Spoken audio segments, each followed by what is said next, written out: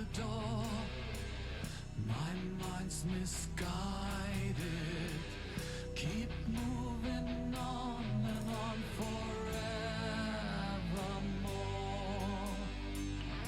Was it real what I saw in the mirror?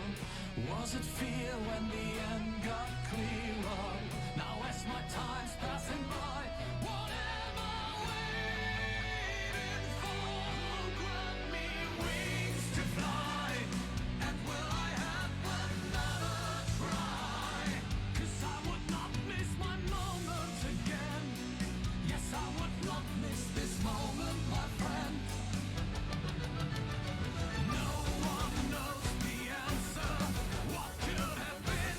The edge I still feel. The road's been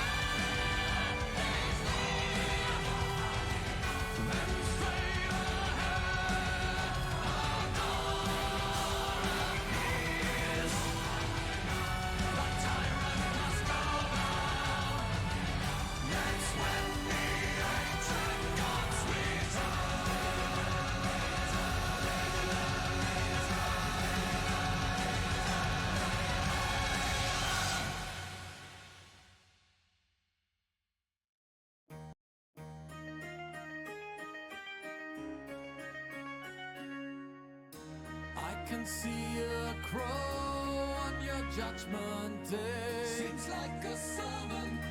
Please come over, don't come over, please come over. Welcome the last day of our lives. Circle, walls are tearing down, and yet we break the silence, but there is no return, no return. We shall overcome. We will bring you back to a moment in time. We will reveal and detect what you are. Precious truth in a cage, it has been captured, but safe and there we'll bind it and blind it with lies. The king will come, what will come on night. He is the center of creation. The prophecy is a promise to us all. A crow, a storm, shadows will be rising soon. A crow, a storm, anointing once upon a dream ago. We're the ones you've left alone.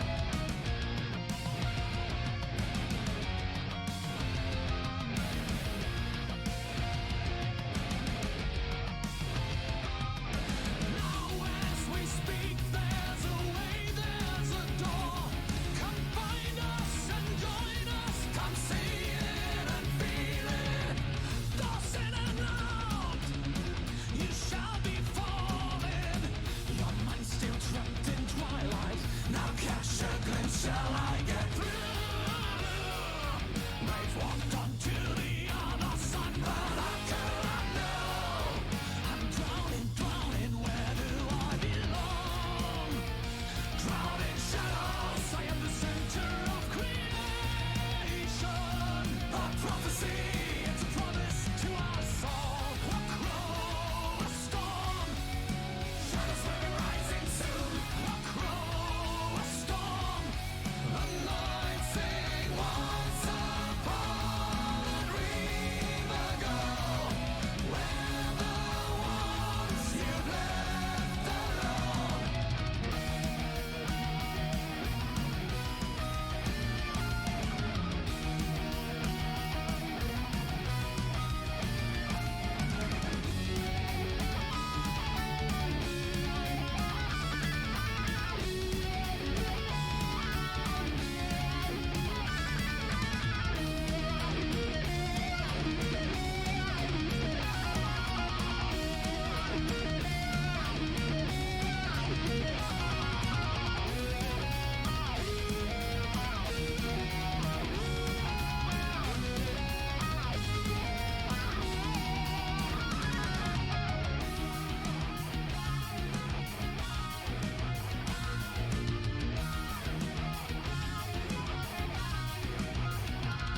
Don't blame me, it's my lying tone.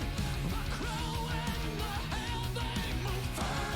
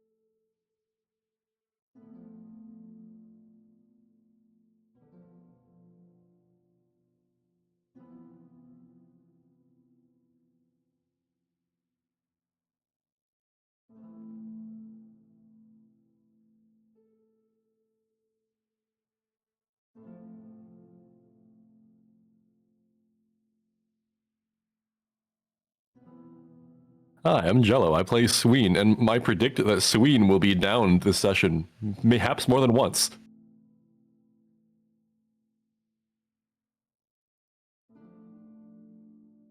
Hi, I'm the wizard. I'm Ethan. I play Moloch. My prediction is that we're going to succeed some saving throws.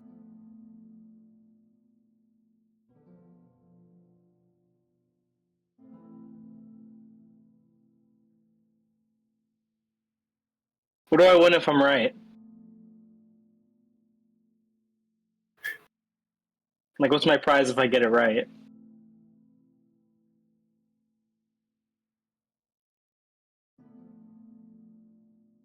A point of what?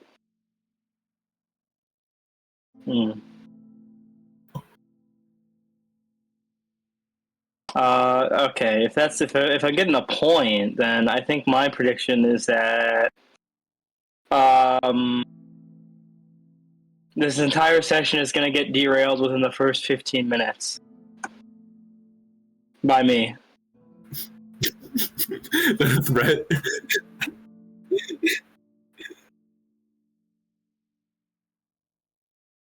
I want my prize. As bribery? Okay.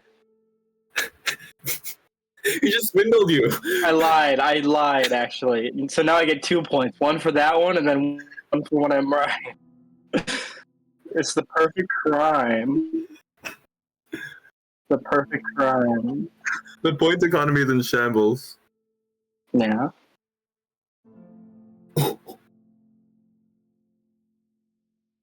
Commentary.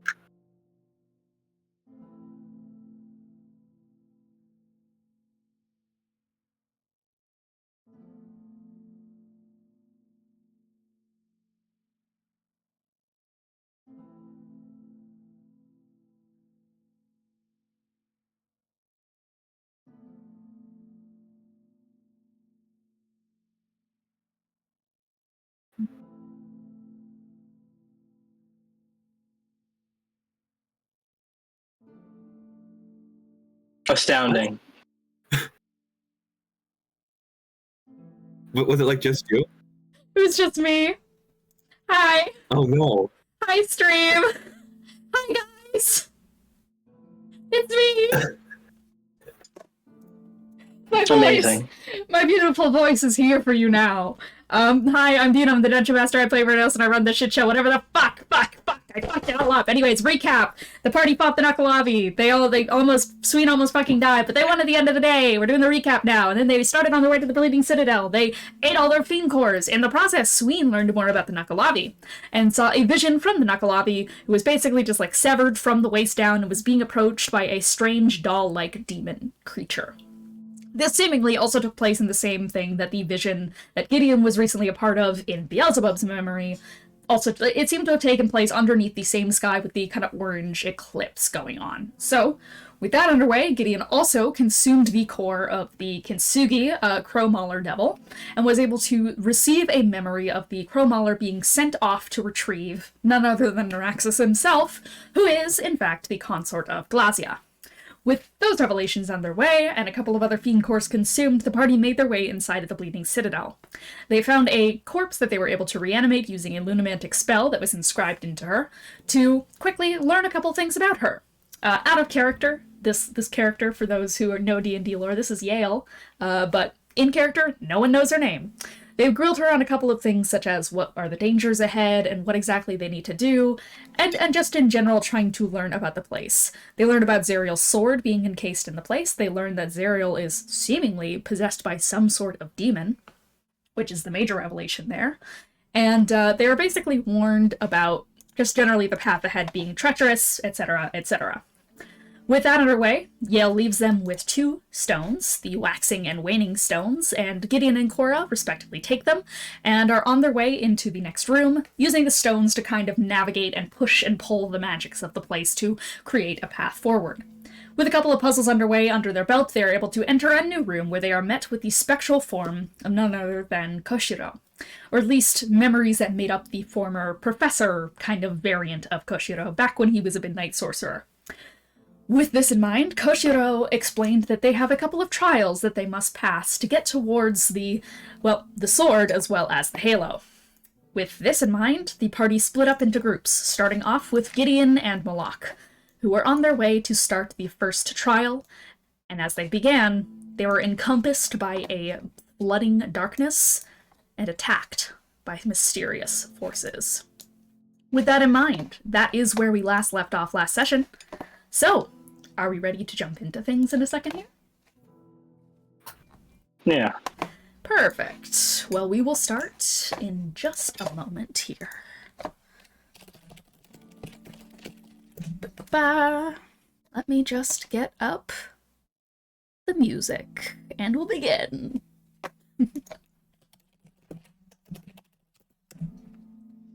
Okay. Let us begin with session 211. The sensations come sharp and snapping. As quick as the chill of darkness folds forth, so too comes the bruising, squeezing pressure. The lack of any other sensation proves to make it all the more suffocating. As the assault begins.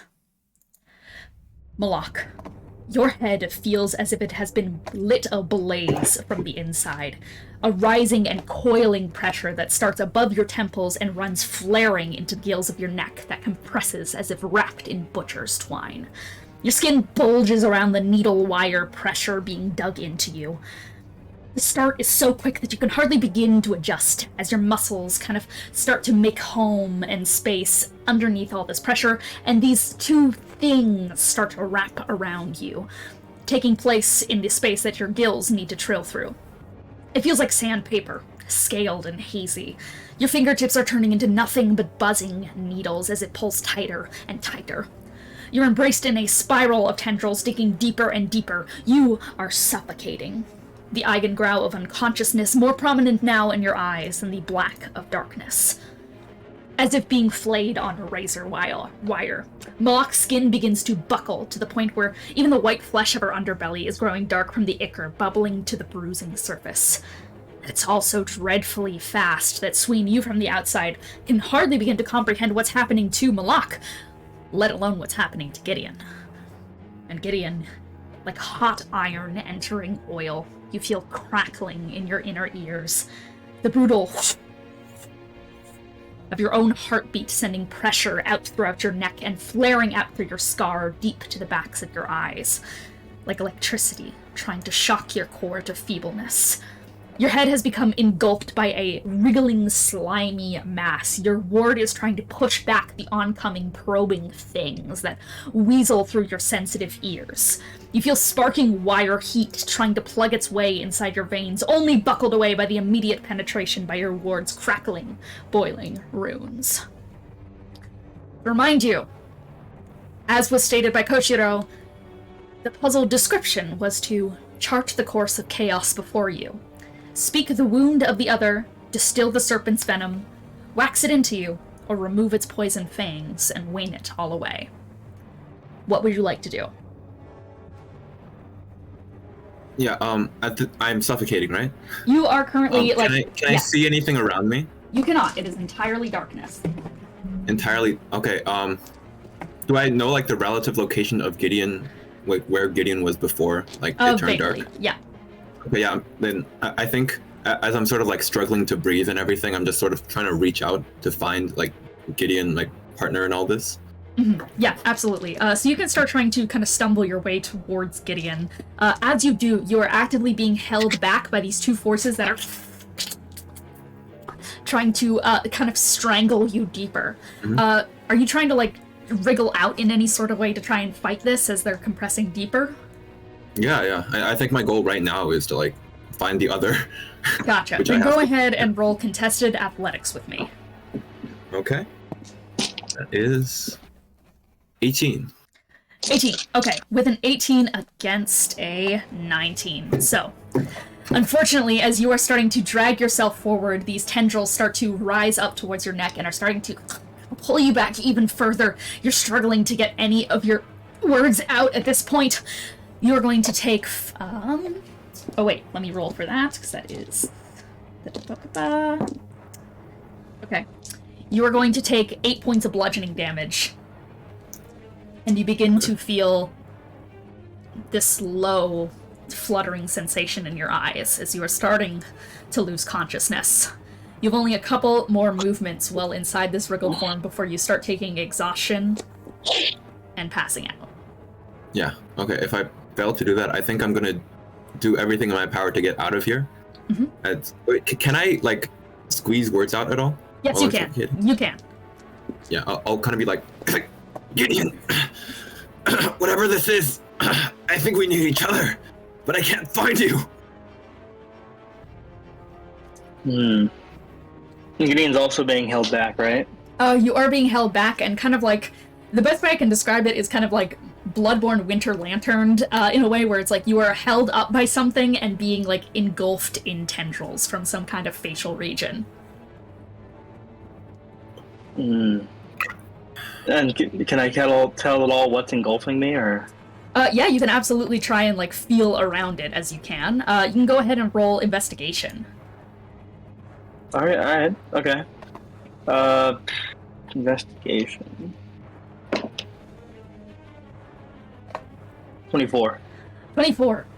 With a 24, as you are feeling this thing just like wriggle around your face, you feel the way that these kind of writhing forms slap and slither against you and try to plug inside of your kind of head. They're going in towards your brain, whatever these are, trying to slither into your ears and through any kind of orifice that, like, gets towards the inside of your head. And strangely enough, all of these forms feel slick.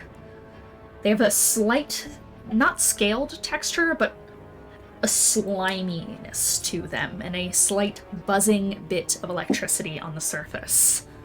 Electric eel. Very eel-like, much like Boo.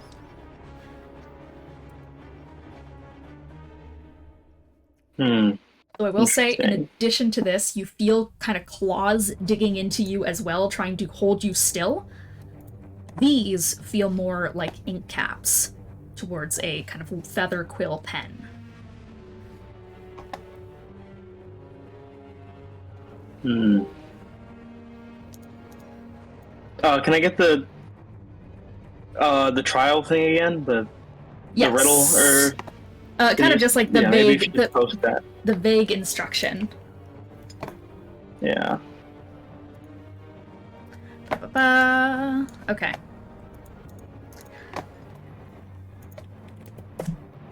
Chart the course of chaos before you. Speak the wound of the other. Distill the serpent's venom. Wax it into you, or remove its poison fangs and wane it all away.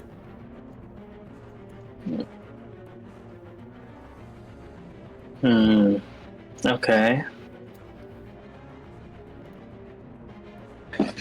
The wound.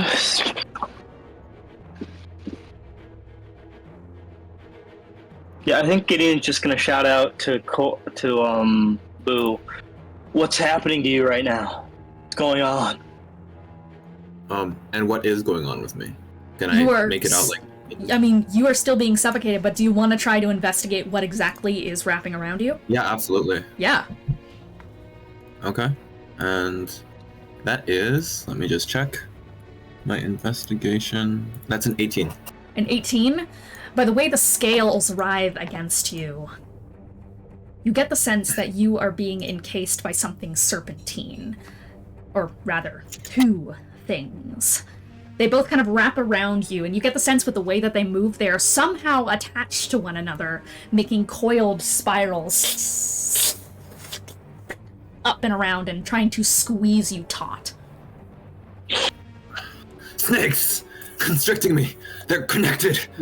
2 of them! What about you? Something with tendrils grabbing my face and something stabbing into me. I'm not sure what. And just to confirm, the thing stabbing me and then the thing shocking me are two different things, right? It's the same seem to thing. be? It's like a body and such. Once again, I'm going to compare like most akin to the body plan of a Winter Lantern from Bloodborne and such, where it is just like a body with these long kind of dark arms in a way. Well, you can't really see the colors and such of it, but fingertips that lead off into ink cap pens. Just like kind of the end of a quill or a fountain pen is what those claws seem to be made of, the way that they split down the middle. And then up towards a face, which is a writhing mass of those kind of eel-like slick tendrils that shock with occasional bursts of electricity.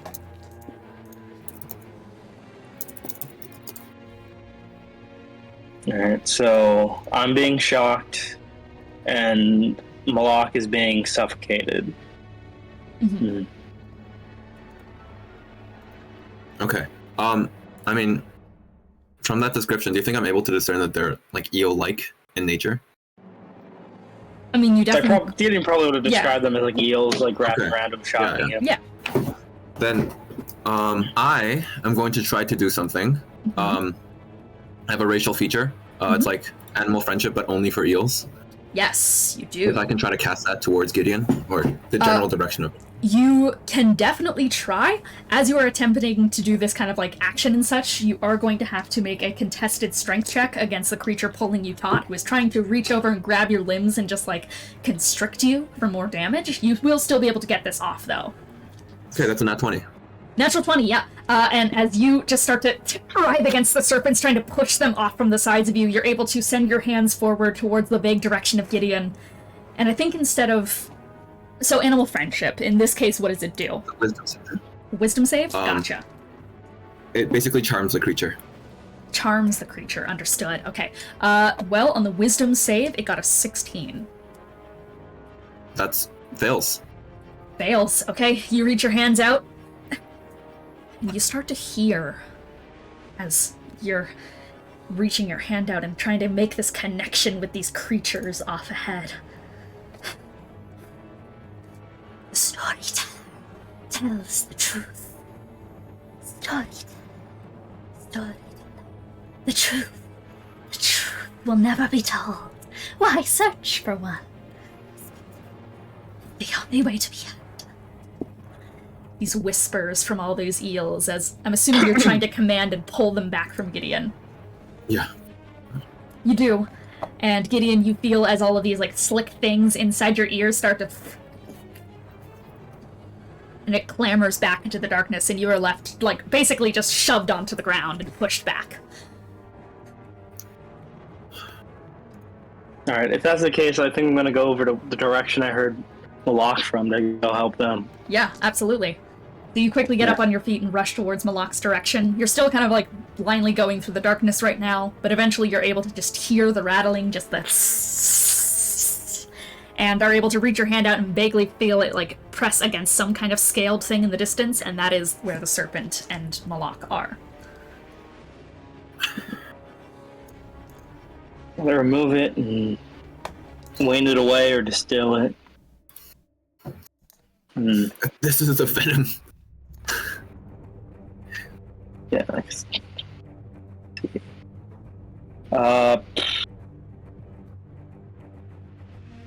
I mean, I think Gideon's gonna try to,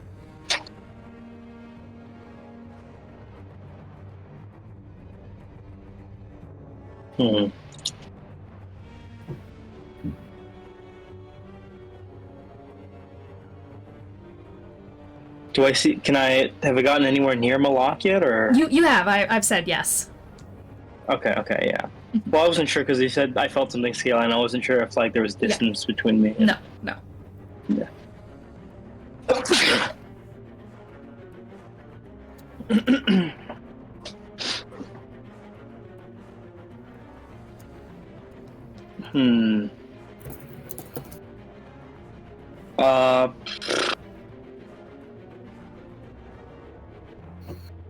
I think I'm gonna... What if... I'm gonna cast... Okay, I think I'm gonna cast Odaluke's Resilient Sphere on Boo. Yeah. I mean Moloch, sorry. All good. because that would push off the serpent, because there can only be one creature in it at a time. So as long as Moloch willingly fails to save, they would be, pushed off of them. Right, yeah. So you're just gonna, I'm assuming that you're just telling Moloch in some way just to let it happen? Yeah. Gotcha. Okay, So with this in mind, and Moloch accepting it, Gideon, you cast your hand out, and an orb is going to wrap around Moloch, but you still hear these serpents.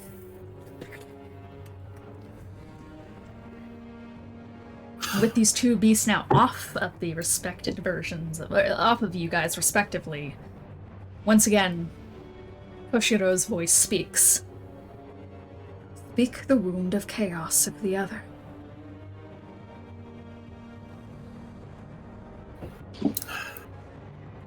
I think when Koshiro says that, Gideon just says, Moloch, what makes chaos in your life?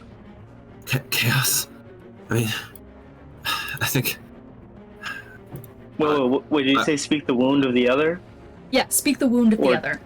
The wound of chaos of the other. And am I allowed to tell him what I told you? Absolutely. Okay, yeah. A good story, I guess. That's what causes the most chaos in my life. Good and bad. What about you?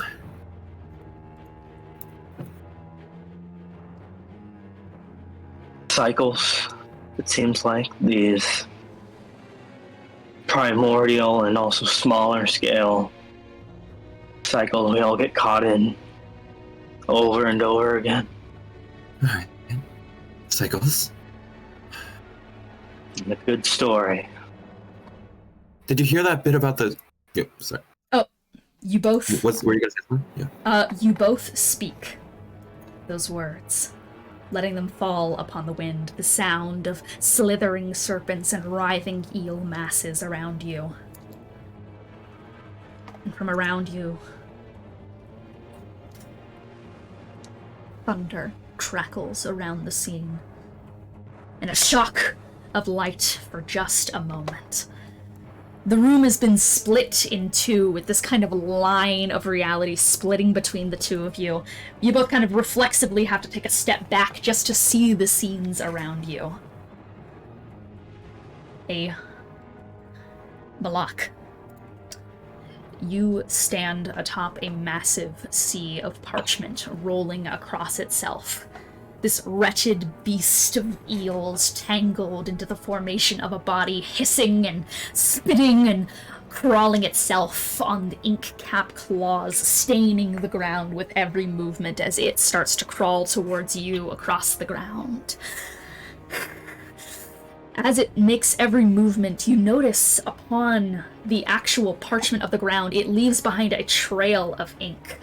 It reads a series of statements. The creature shambles back. Moloch runs from the truth. The storyteller tells the truth. The documentarian lies. As quick as these little ink scratches are put upon the parchment waves, they vanish into blots, until this thing is right around the sphere that you exist within. It is here, Moloch, in the light, that you realize you are holding 2 stones in your hand. Waxing and waning ones. Storyteller, tell me, what is it that matters more? The truth that will always be doomed to obscurity? Or centuries of twisted well wishes your words bring? A true story will never be told. Why even search for one? Spectacle is the only way to be heard. Narrative is the only way to exist. You know it to be true. So why search your old truth when the narrative you have built around yourself is so sweet?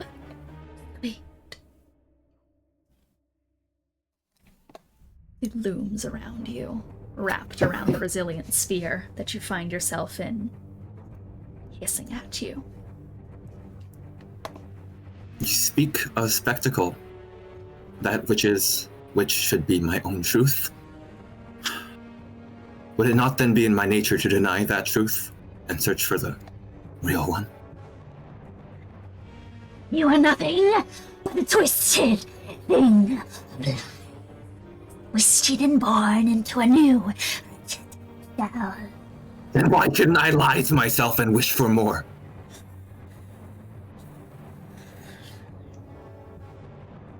You would do that to yourself, to wretched truths, instead of spoil yourself with beautiful lie.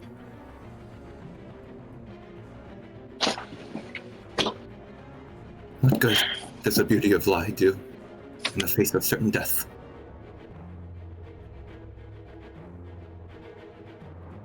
The eels around you hiss and slap themselves against the spear around you, still whispering at you the entire time. Boogaloo would have chosen differently, and Boogaloo is gone. And I'm gonna wane.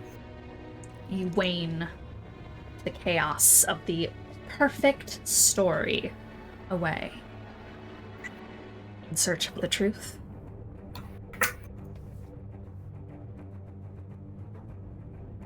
Yeah. You raise the waning stone. In goes right. Gideon. I hear that thing barking. Okay.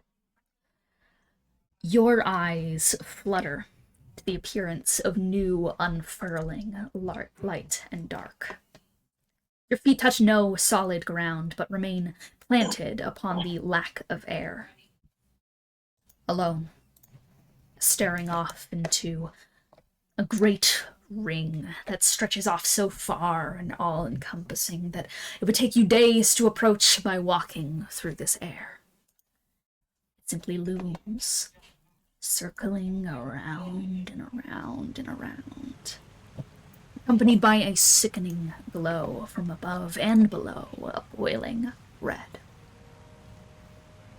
A coiled serpent with two ends slithers towards your feet, half scales of obsidian darkness, half of brilliant light. And in your hand are two stones.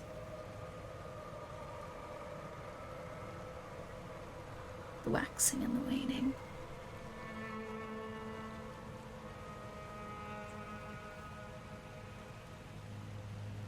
No one comes to meet you. You're simply met with the serpent and the stones.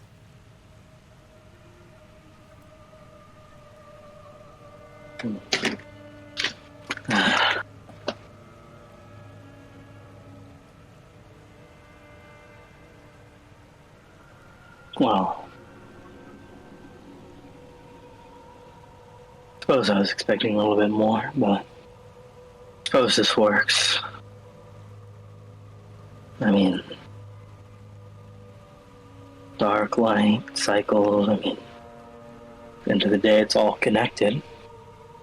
Sure, cycles cause the most chaos in my life, though.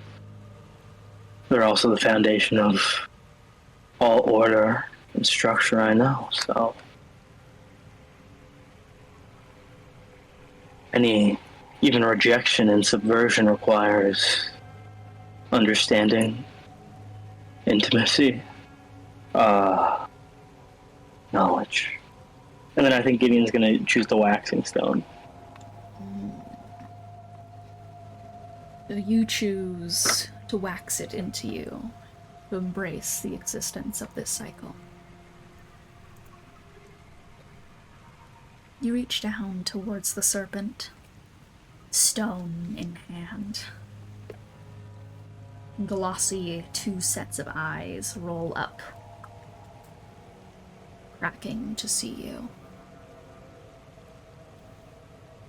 As you reach the stone towards it,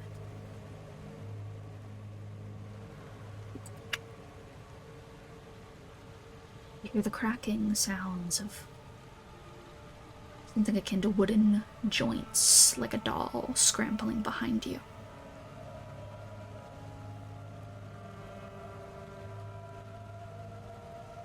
Gideon turns around to see if he can see what it is while scrambling away. You spin around on your feet and quickly look out into this vast array of nothingness.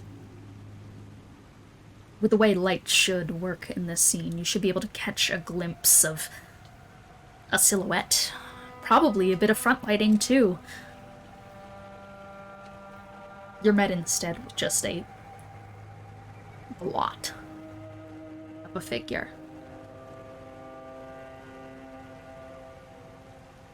It's kneeling in some regard, kind of limbs outstretched in a weird way and up upon pointed pinprick toes, kind of staring at you. You can't make out any face. You assume that it's looking at you, just given the way it's oriented, but maybe it turns away.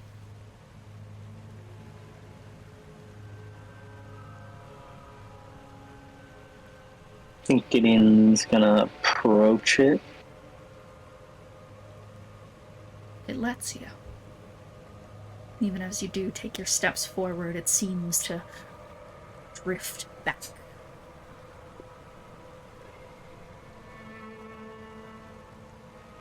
Who are you? What are you?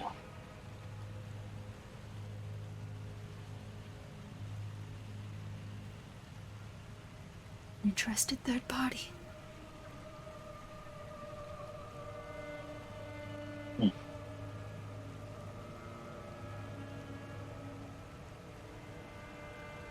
Anything more to say than that?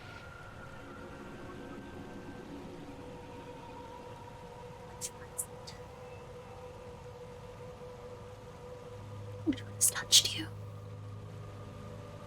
Pretty little thing.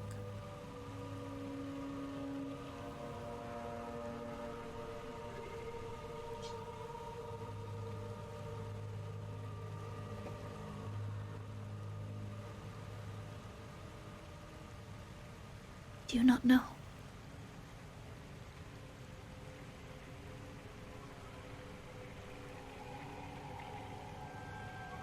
Seems like you do.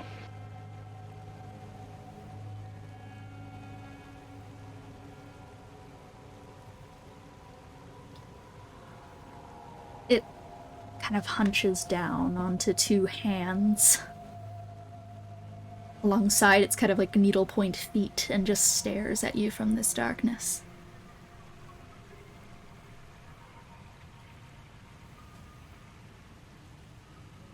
Shameful. Taints its touch.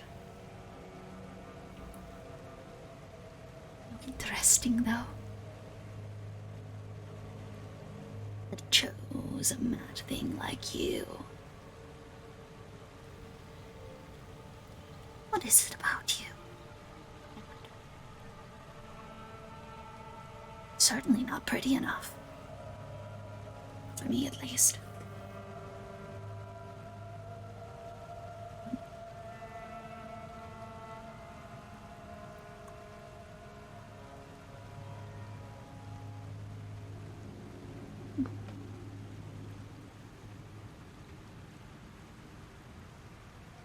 I suppose there's something in you that king to your flesh. We'll just have to see.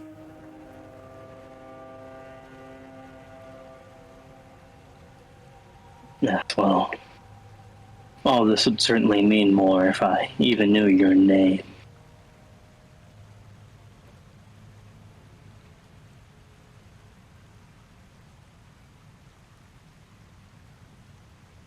What a doll. A doll to my lord. And who would your lord be?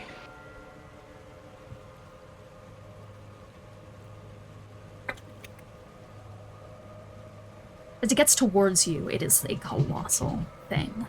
From that distance that you made towards it, you thought maybe you were only a couple of paces away from it, but clearly you were much further back from it than you anticipated with the way that it eclipses you as it gets close.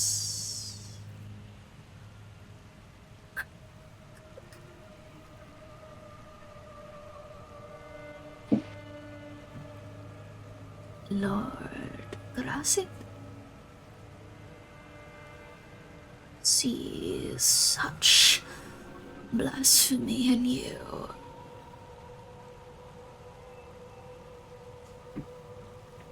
Strange little culver you are.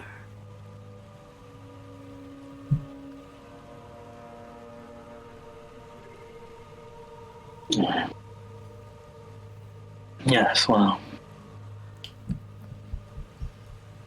Suppose observe all you like. I think Gideon's just going to turn away from it and go back to the serpent. You raise the waxing stone to its being. And a light.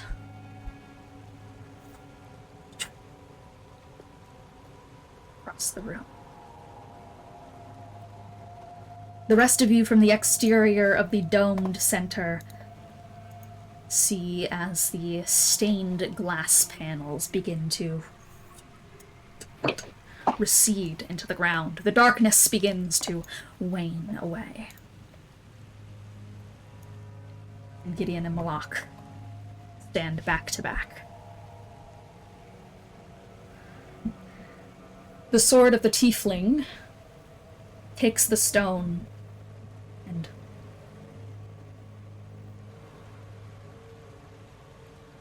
you guys hear a creaking kind of mechanical sensation from somewhere below you all inside the room. This low aching that feels like the beginning notches of a door beginning to open. Koshiro descends once again from high above in the room. You have completed the first trial. There are 2 remaining.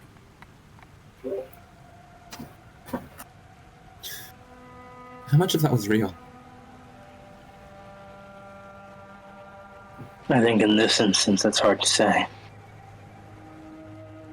Oh yeah, I feel like I should also ask, did we see each other's final scenes? Yes, you 2 did. The people from the outside did. Wait, sorry. Okay, so everyone saw it. So Moloch and Gideon saw each other's. Sween and Korah did. Oh, okay, so Yeah. everyone didn't see it. Yeah. Okay. Okay.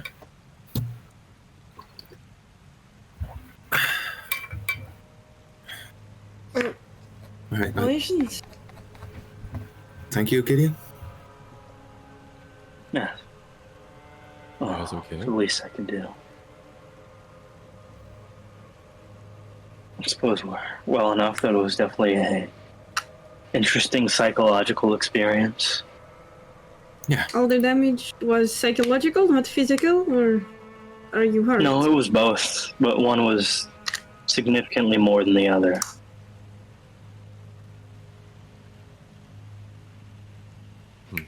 Well, we have that to look forward Kind of to. like Yes, idly of course. brush my gills, checking if I can still breathe after all that. Yeah, you can. It's just your gills feel very, they're very tender right now to the touch. It just, takes a little bit of rolling yourself out and sitting back down. I suppose you 2 are next then? Yes, we should probably find out who's doing the last one. The others are indisposed. I think we'll decide on that after your trial is probably the best solution. Fair enough, just keep it in mind. Let's see about No. passing this one. All I can really say is that balance maybe seems to be the key here. Hard to have a moon without waxing and waning. Yeah, exactly. Such is the path of the waters. Koshiro kind of nods sagely from where he's standing. He seems almost tickled in a way that you've picked up on something like that. It's like this small thing where he has a very genuine little smile stretched across his face. It's this kind of teacherly pride that you would never see in that man stalking you down today. Alright, well, shall we, Sween? Let's do this. You step towards the statue of the Azamar man. Koshiro once again stands up and hops into the air, and a bright light begins to shine underneath your feet. Those on the outside are able to commune, but not interfere. This includes providing robust warnings, lest the interior will be punished. Vague direction is applicable. Here begins the trial of waning. The glass begins to rise up from the exterior again, though flipped in its iconography from the previous. What was previously a display of waters reaching upward is now cascading down in a falls. The waning... Oh, I fucked that one up. The waning sunlight order. The great purge. The equalizer. The white serpent spins round and around. Its tail consumes all touched by the chaos, swallowed into a door of permanence, of extermination. The rising tide to erode the rocks they land upon. As he speaks this, then comes a small, gentle array of moonlit fog beneath your feet, echoing outward. You begin to see a canvas stretching around you both, Sween and Korah, an infinite canvas of white around both of you. Just from the outside, it almost appears as if you're staring inside of a small dollhouse as the planes on the interior shift. You begin to see rooms appear from the listless haze. Chart the order and course through it all around you. Touch the wound of the other. Find the ties that disrupt the sticks. The coiled serpent is to be unraveled into its oblivion, waned, or tied as a knot of disorder. The room begins to shift. Sween and Korah, you both feel a small presence within your fingertips. Stones. 2 of them. There is, of course, the typical waxing and waning iconography on them, but they both also share a current seal upon them. This small, kind of reflective coating that has an eye on it, looking for something. As the scenes stretch out around you, Korah. A crack of lightning, cold and spectral, like a streak of air flash freezing, as opposed to lightning in plasma. A wind chill unlike any other. You find yourself standing on the creaking deck of what looks like to be a Gothic Navy dreadnought. You're down near a staircase leading towards a deck closer to the swirling sea of blackened waves.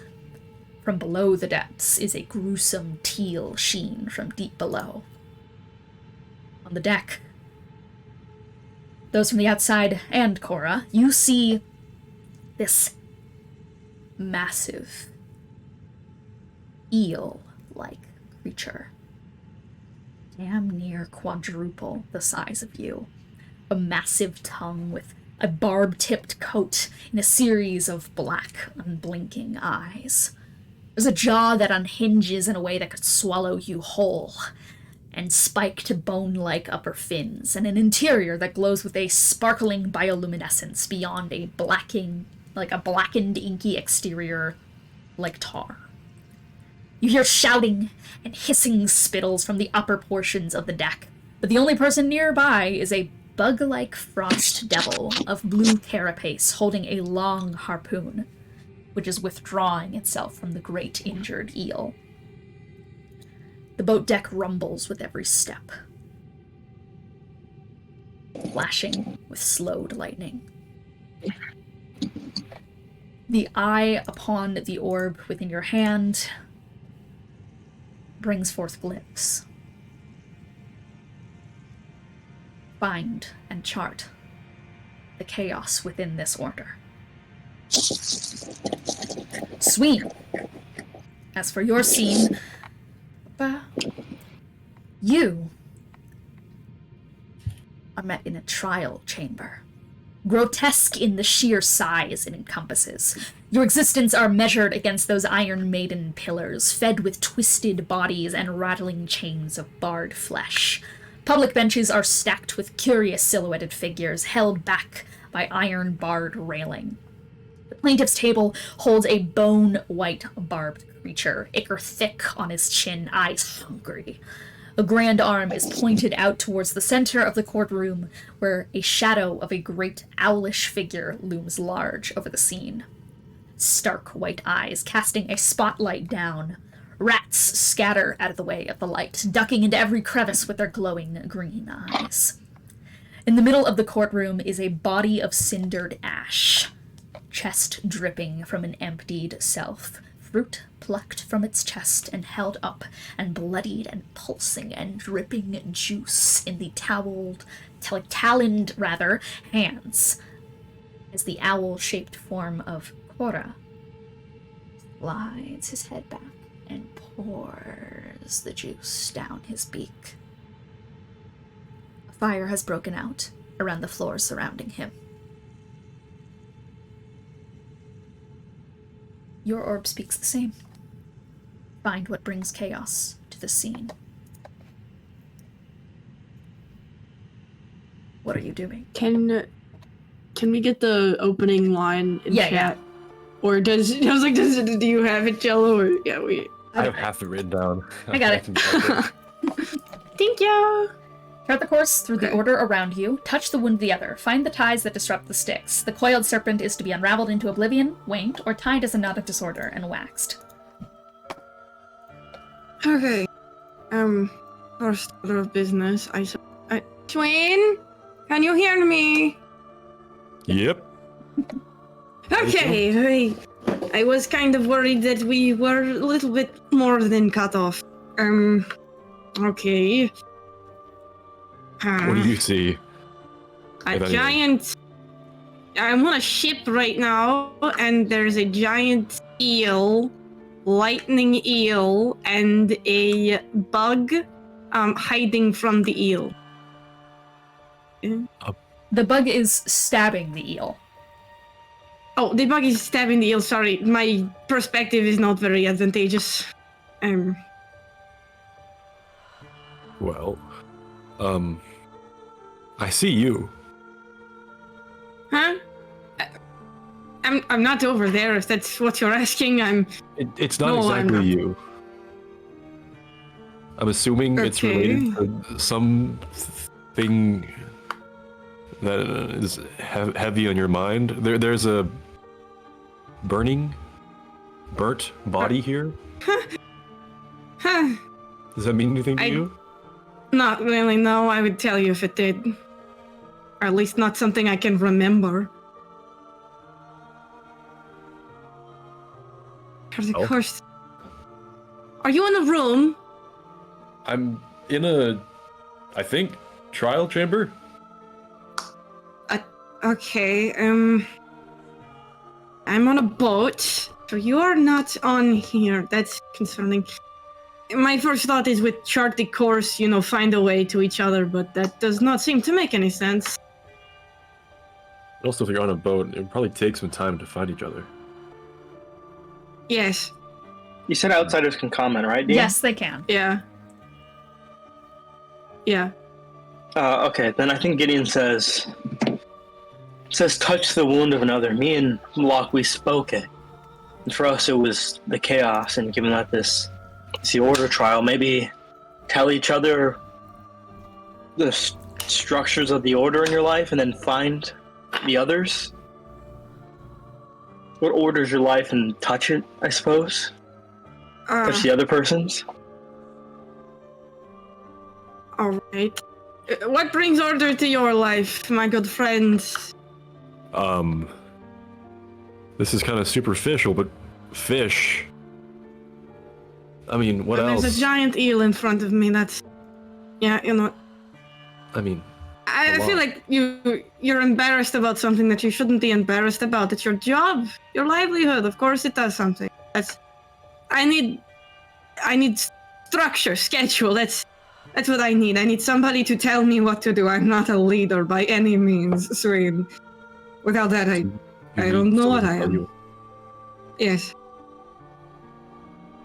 Maybe. So in the room that I'm seeing, there's a bony skeletal hand pointed out of a cage. It's pointing out like from the plaintiff's table. So basically, it's objecting against what Korah is doing. And then there was a burnt body on the floor. Burnt body on the floor. Okay. Yeah. Structure. Okay. Is there anyone from your past that brings you that structure you need? My Archdevils, yes. Belial and Fiona, they are the only two people I've ever really listened to. Until now. Do either of them have bony hands? There is also the giant owl like that is staring over this entire scene. Yeah. How about that? Okay. What do your Archdevils look like? Oh god, you ask me this now. Fiona is really... She has rats all over the place. She's a very nice woman. I'm fumbling for it. Just give me 1 second. I have to go into the recesses of my mind. Don't worry. It's like, yeah, basically Fiona is often accompanied, and they're both very much owls. They're both owls. Okay, yeah. They're owls, but they're bigger than me. They're very, very much more intimidating. Yep, that matches what I'm seeing. Yeah. Very much bigger than us.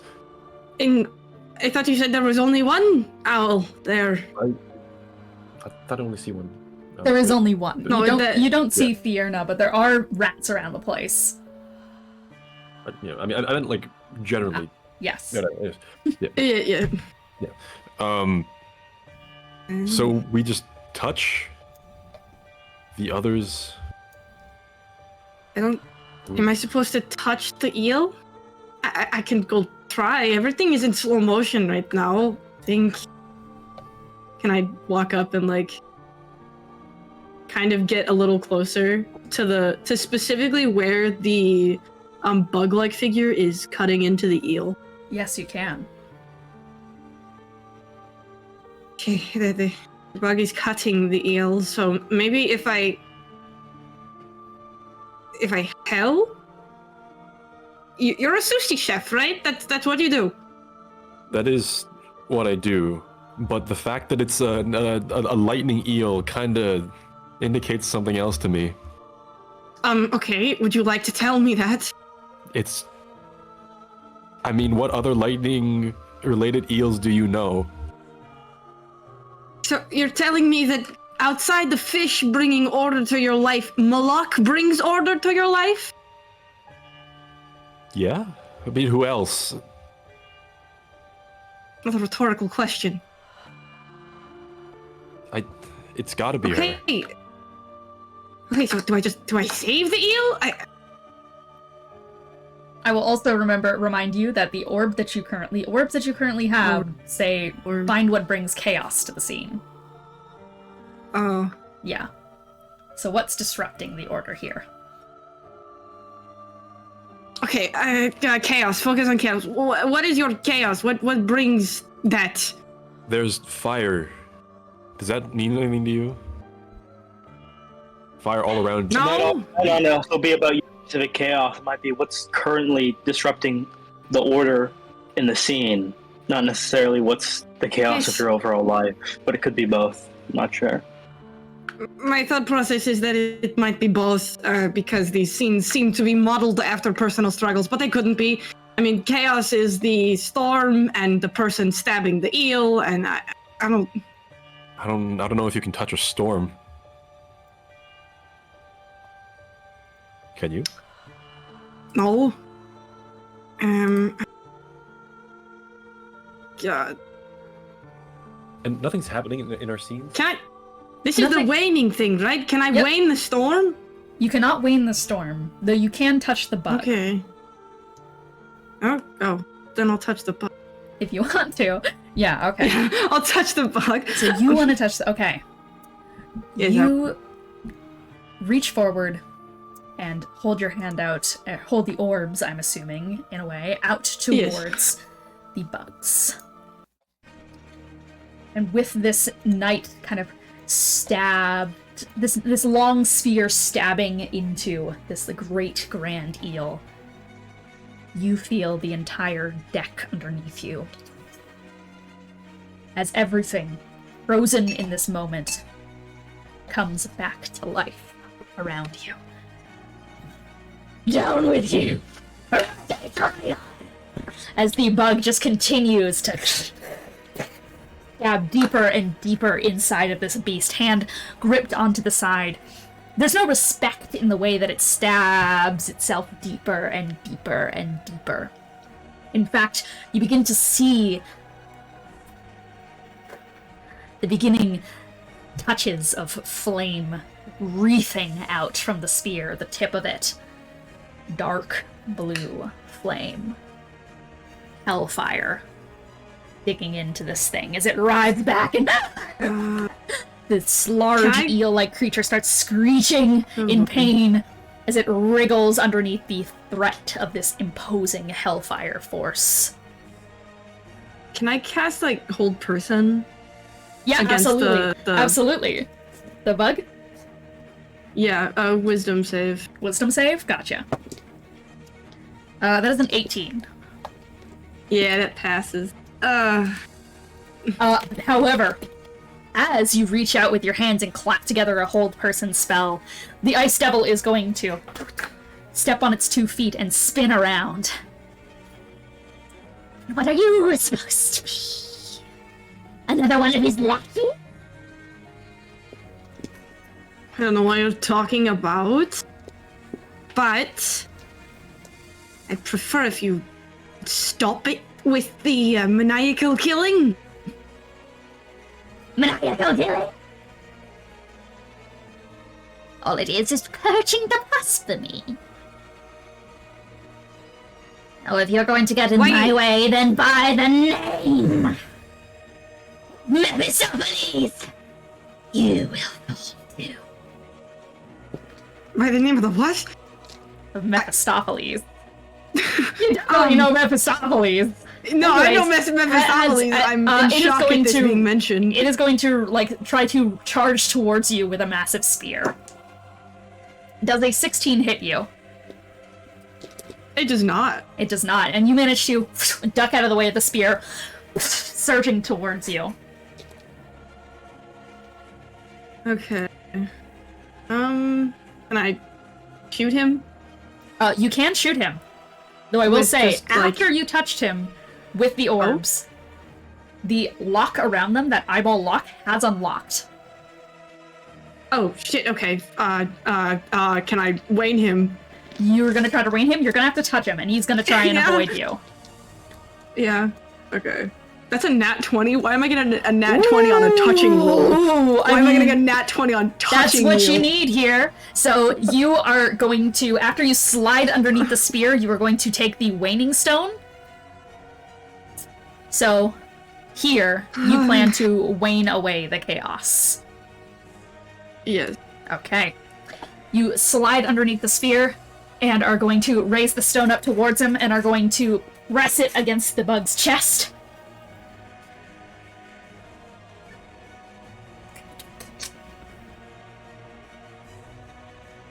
It looks at you, these large beady eyes. Right. Is that what he wants? What? Is that what he wants? Who wants? What are you talking about? This isn't your choice to make. Who are you talking about? You, while your orbs are unlocked, are not in the right vision. Oh. So, Sween, Okay. what's going on your side? Are you doing anything? So everything's still just Still, Still right? the same with you. Everything's still as normal and still as it is with you. So as far as like being able to hear each other, do I hear what's going on with Korah? Yes, absolutely. You hear the sound of lightning crackling and like fighting starting to writhe out. You good over there? No, I tried to stop the bug from attacking the serpent, but now I'm being told it's not my choice to make. I don't know what's going on. Well, who else? Yours, I'm assuming it's yours. Hey, look around in the trial chamber. See if there's anything in the way of an exit. No exit. No windows, nothing. Nothing, no windows, or at least everything is just everything beyond it gives the indication that there is nothing beyond this trial hall. Okay. Well, I need to find what brings chaos here.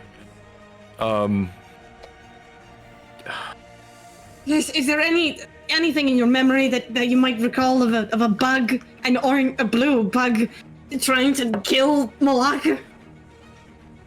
No, I don't. Hellfire with hellfire. I don't remember that. The only hellfire I remember is the one we've seen together. Well, then I don't know whose choice it is to make in this situation. I'm trying to figure out how to get over to you, and I don't know how. I don't think it's possible.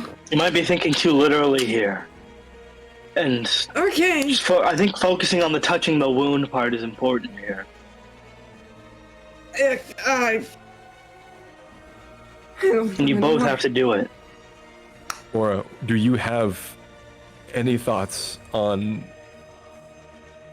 Wait, have you ever... Okay, actually, sorry. I'm kind of starting to forget a little bit of the scene now. No worries. Korah is drinking the blood of the cindered body on the ground? Drinking from a fruit that has been pulled out of the cindered body. Oh, okay. I missed is that. seemingly the one on trial right now. Pointed at by the plaintiff for what is currently happening. Okay. And reminder, Korah's order, what Korah says the order is like the structure of the law.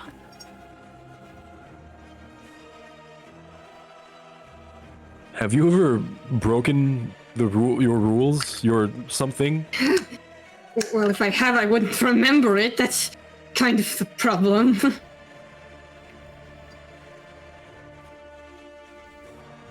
You go touch Korah. You're gonna go touch Korah? Oh. Yeah. You decide to walk over towards the flame and you hold out the stone. The eye seal. And Korah, as you are, I'm assuming, just holding back as the spear is being, like, thrust towards you with the chittering teeth of the ice devil, your entire body goes light.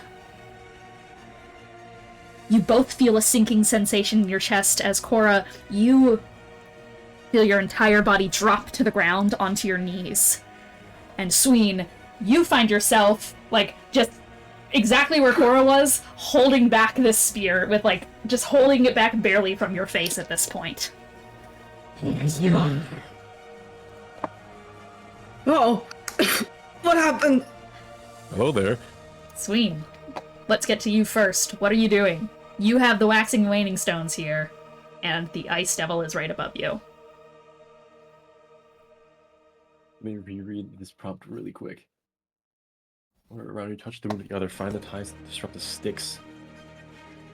The coiled serpent is being unraveled to its oblivion, waned or tied as a knot of disorder. I mean, I'm just gonna. I feel like what Sween would do is just slap the guy with the waning stone as quickly as possible. Yeah, absolutely. So as it is pressing against you with this like spear going closer and closer to your form, deck rocking and shifting underneath you, you kind of reach under, still holding it back, and just tap with the waning stone. And the entire boat lurches underneath you. There's a moment of quiet. The ice devil's head rears back. Fish. That's what gives you order.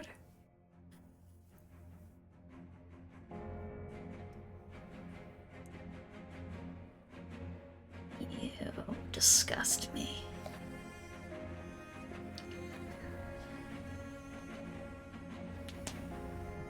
You're plenty disgusting yourself. You press the stone, beep against it. Water onto the deck as it begins to rock. Lightning strikes as the scene starts to illuminate around you, and the ice devil begins to melt away into the bloom of this overarching illuminance. Just for a second, out of the corner of your eye, you see something underneath the water. It's perhaps the biggest thing you've ever seen. The biggest thing, creature you've ever seen. The biggest fish in the pond. With a trail of dark blue fire behind it. As its hand onto the side of the deck. And it starts to rise itself out of the water. Your eyes cast up to the other side of the boat, where atop the higher portion of the deck, footsteps lead towards the side of the banister and step up onto part of the railway. And a blue, carapaced, orange-winged, draped form out like a cape behind him stands. Old friend, you've given me no choice. Oh well, someone has to clean this damn hell up. Mephistopheles of Cania. Everything goes white around you. Korah. Flames surround you as you find yourself on your knees, squeezing something inside your mouth. There's something so delicious about it. You're tasting the last dying breaths of a cindered existence. True. Beyond consuming a fiend core, beyond anything like that, beyond getting buried in the ground and your last life strangled out from your lungs. This is no mortal or devil death that you consume upon your lips. It is entire erasure of existence. And you're savoring every last drop. From the trial around you, such is impossible. She is gone. Why? Or why? Why? Because he claims it's freedom. He claims it's not fair. Is that how this is? Is it just to you all? No. There is no strength to be garnered here. Only a loss. He brings death to hell, to our domain. Such is unbecoming. The only just punishment is erasure in turn. To strip this mind from reality so we cannot taint it again.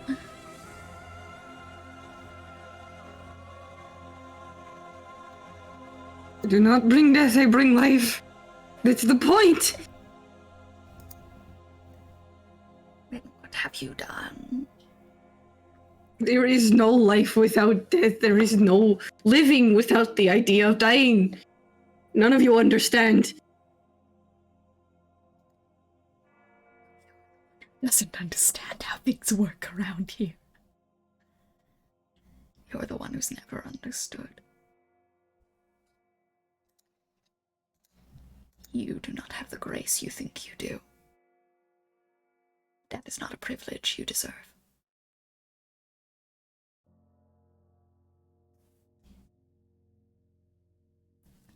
The spotlight of the owl head behind you starts to loom down upon your figure.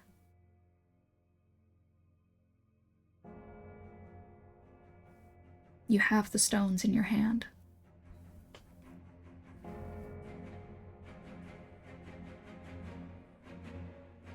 You can either sew yourself into this scene and wax yourself as a knot of disorder amongst this courtroom, or reject what you have done here.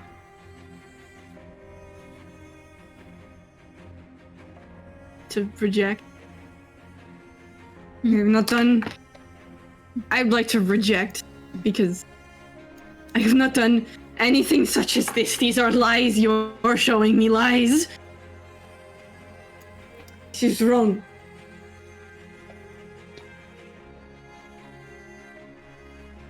You take the waning stone.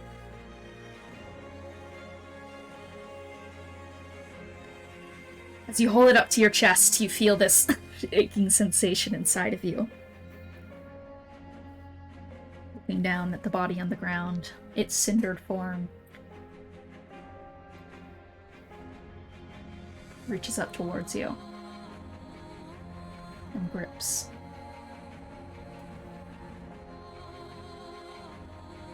Thank you. Even if you do not yet think.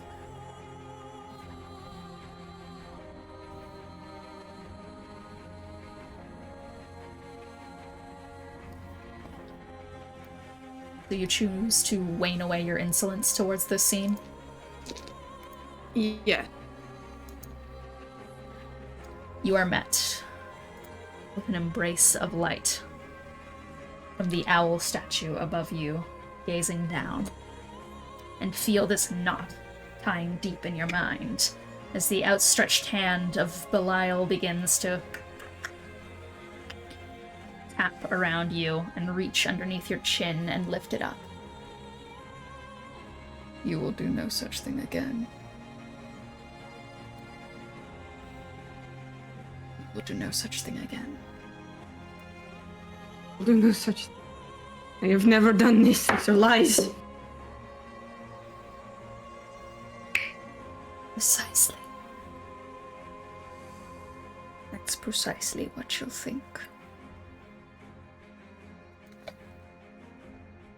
He grabs your head and begins twisting it until the point where you start to feel your own vertebrae snapping inside your body and your eyes going entirely dark. And you're met with light.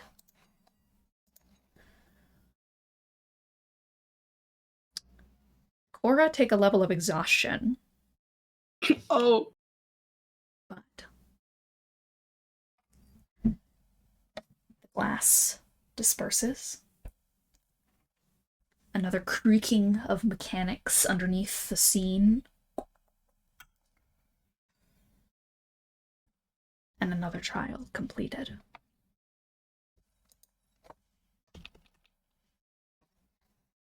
Well,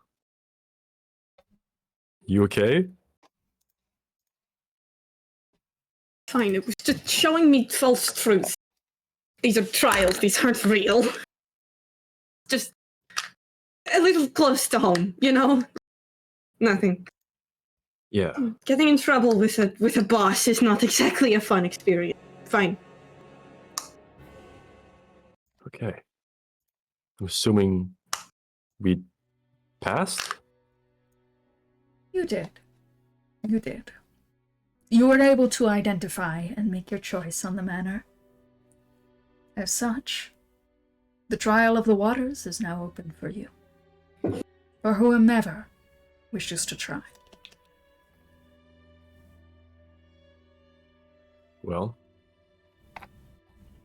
does anyone want to take another trial?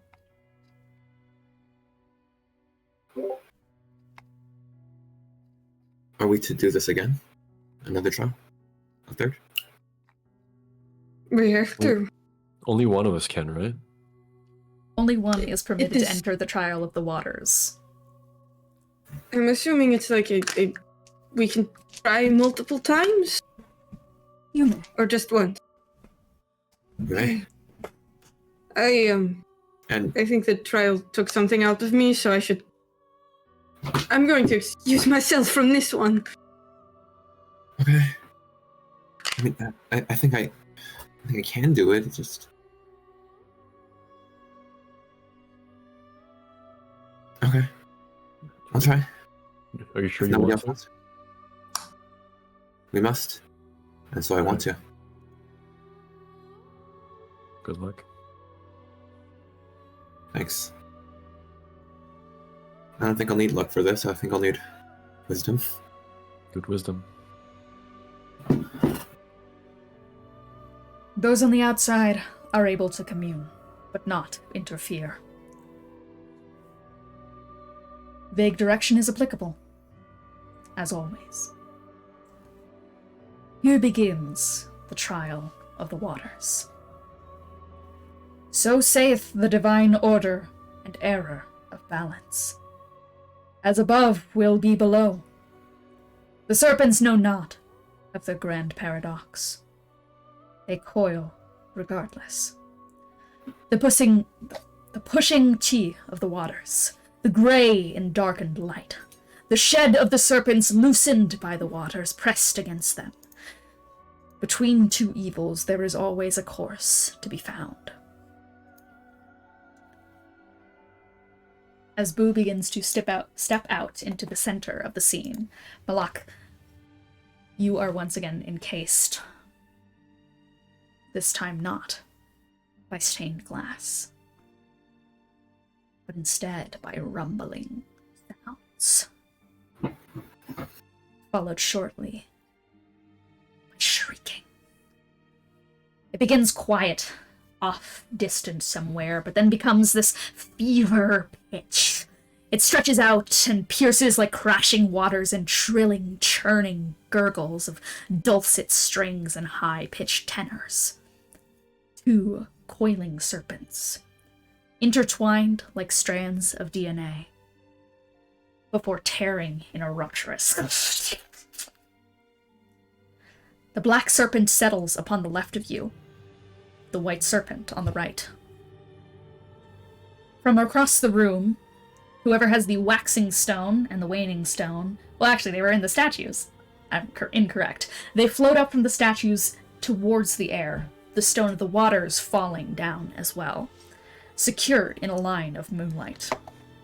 I'm going to pull up a small stream here, and we are going to start a timed puzzle. Just give me just a moment. I gotta get something up. Okay.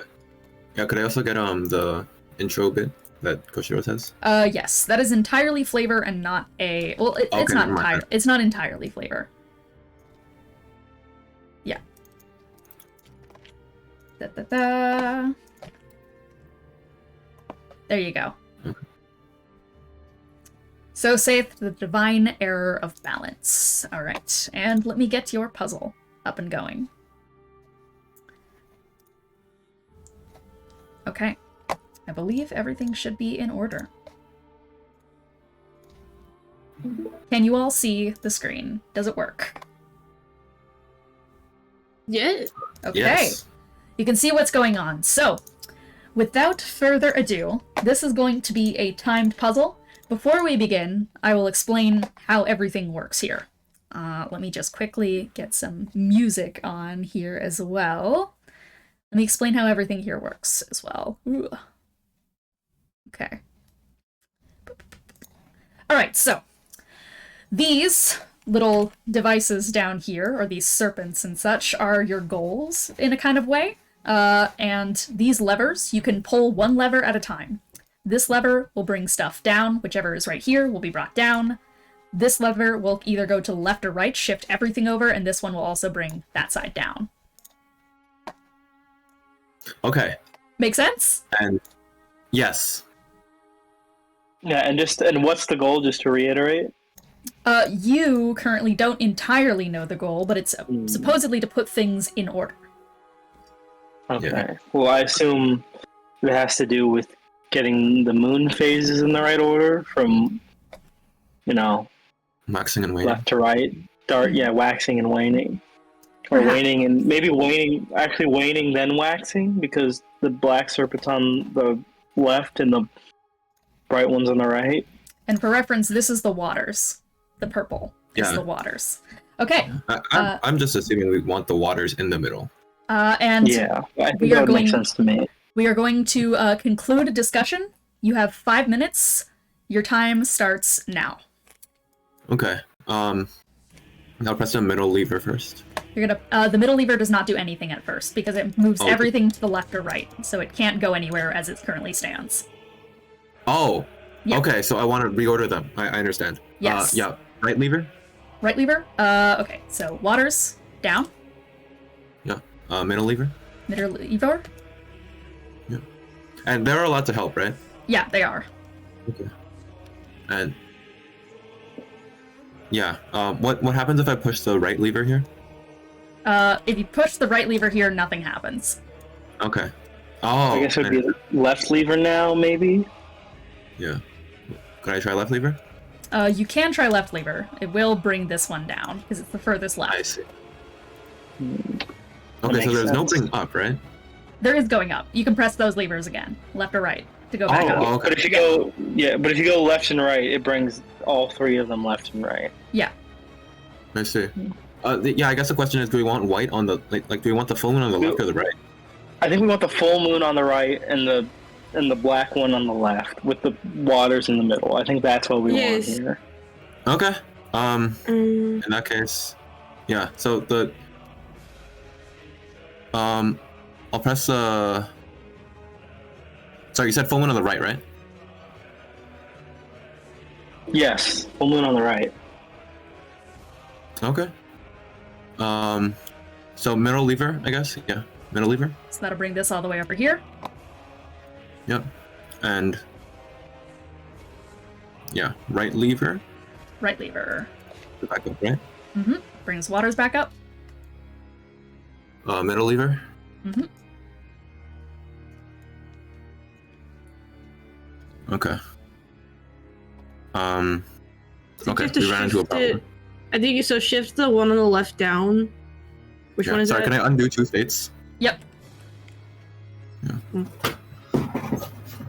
Yeah, we want. Okay. Middle.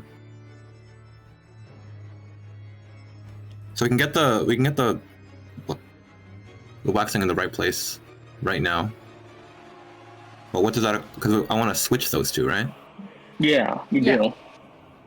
So we probably want to. Do you want to bring the waxing down and bring another one up, so I can bring it somewhere else? Actually, okay. Just start running through stuff, Ethan. We're timed here. Like, we don't have time for questions. Move it. If you move it like all the way to the right and then down, you can. So like, okay. Take the. Work with me here. The black wood goes to the left. You raise up the other one, so like it was previously. Or That. yeah, because if you move the one on the left all the way down, you can move the top I will say one. you can move this one up or down as well in the middle. Oh, I can. Yeah. Sorry. can. That Oh, wasn't you can? apparent. I'm so sorry. That's on me. Yeah, and that. Oh, I thought they only moved. Yeah, okay, yeah. I didn't realize it was independent. Can I move the bottom one left or right? You can. They're Okay, independent yeah. Oh, rows. you can? I'm so sorry. They're independent Oh. rows. I'm so sorry. That's on me. Okay. Yeah, then well, it seems pretty simple to get it into the position that we want, right? You have 1 Middle minute. lever, like, yeah. Okay, yeah. Bring the half moon to the middle, and then bring the full moon right and up. Okay. That and that. Yep. That Good, right? is correct. Okay. That is once again. I'm so sorry. That's on me for not explaining. It was a 2-track system. we did it. It's okay. That- It seemed like only the top track moved with certain ones, and Yeah. so I'm so sorry about that. But you got it. With that in mind, Okay. okay. they fuse into the wall and rattle into place. And These two serpents are going to start coiling around the scene.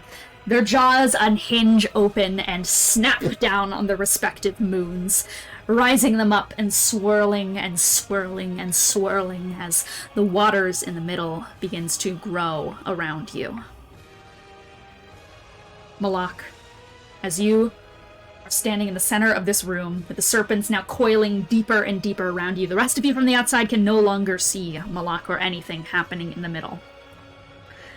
The moon begins to engulf you in the waters. And you are transported somewhere else for just a moment. You find yourself in a field, Moloch. A field of moon glow lilies off in the distance. They're just these small things that bud downward so delicately and reflect with the same silver sheen as the sky above. You're at the edge of a bubbling brook. See young Zariel at the edge of the brook, sitting next to Koshiro.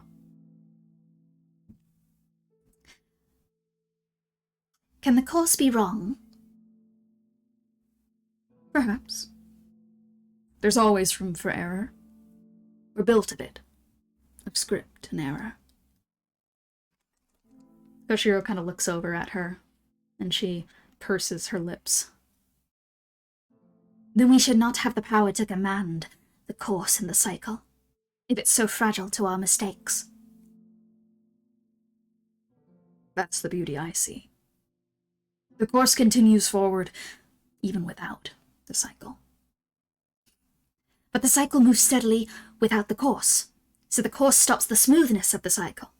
Who are we to mess with the order of the world, the greater will of the cosmos? Are you to imply that we are chaos? As I would argue we aren't. We're both.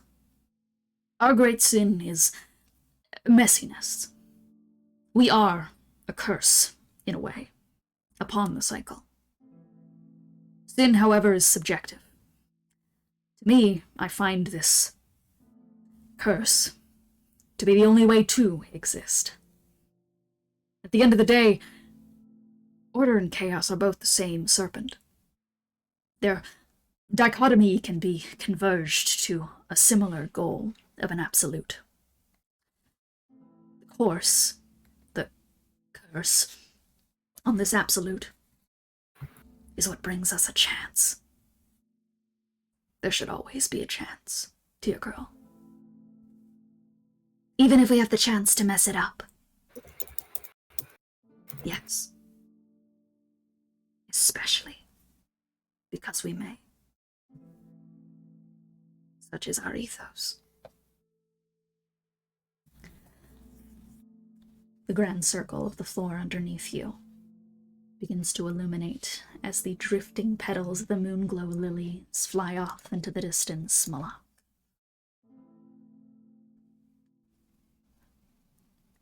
And from the outside, the serpents all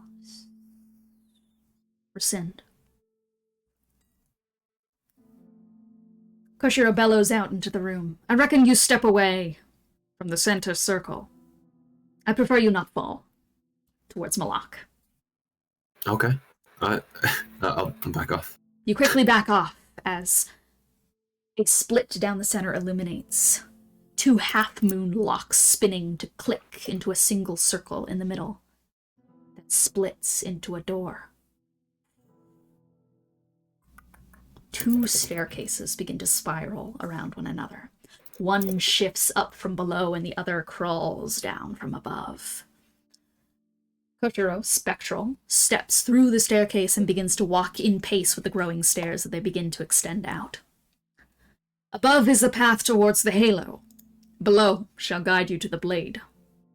My assistance can be called, as deemed fit, though I may provide sparse insights at most. No reason for that? It's all I know.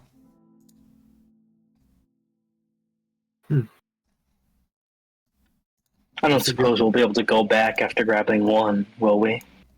To the other? You will. The course stays open for you. Okay. Can I ask you about Zariel? You may.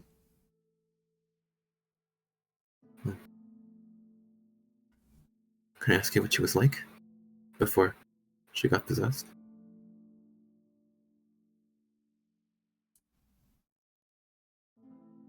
To us, she was kind. Ambitious. To a fault. She wanted nothing but the best. And was giving nothing but the worst. If you ask what she was like as a student, I'm afraid I don't know. I'm constructed of the memories of those who witnessed me, as I were. I am not No, Shiro. that's exactly what I wanted to hear. Just as a memory, I guess. Are you capable of feeling emotion?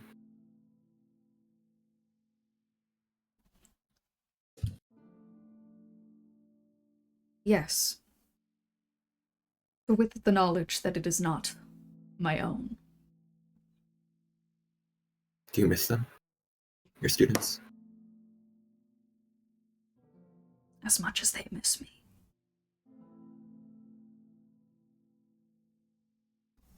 Let's get the sword. And Locke's gonna move down towards the sword. Alright. If nobody else objects. Okay. You're all going down towards the blade? Mm-hmm. Okay.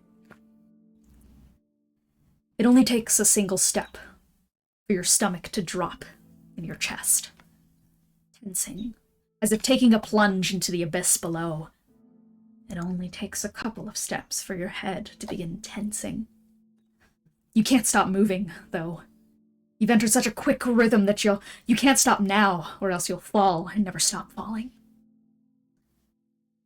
By the time you hit the bottom, you expect a sudden burst of energy. Your legs desperately scrambling to pull you up to a stop after how quick the descent was, but no. You find yourselves all dropped on your knees on the ground. Despite not feeling any particular fall, you're just positioned there. Staring down at your own reflections in marble. Eyes adjusting to the sudden tug of light that shines down upon you. 2 gemstones are scattered alongside you. Both a split of the moon. One crescent to the left and one to the right. There's also a line down the center of the room. And up, up, up above, cascading down in a trail of sparkling silver particles from above, is what looks like this kind of massive marble glimmering sheen of radiance, an orb. The seal of the waters across it. However, it is hundreds of feet up.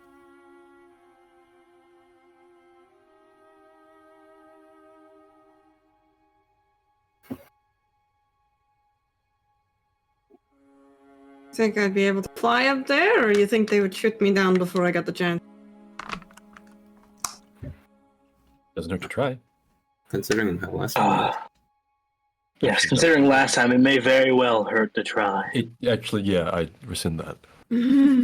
So, exercising caution might be a good idea.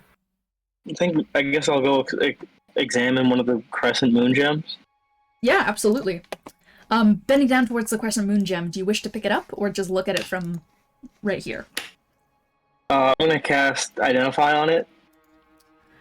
a lunamantic gemstone that projects part of a mindscape vision across a scene. The one that you're looking at right now projects to the left side of the room. The wielder, whoever picks it up, makes that side of their vision tangible to everyone else around them.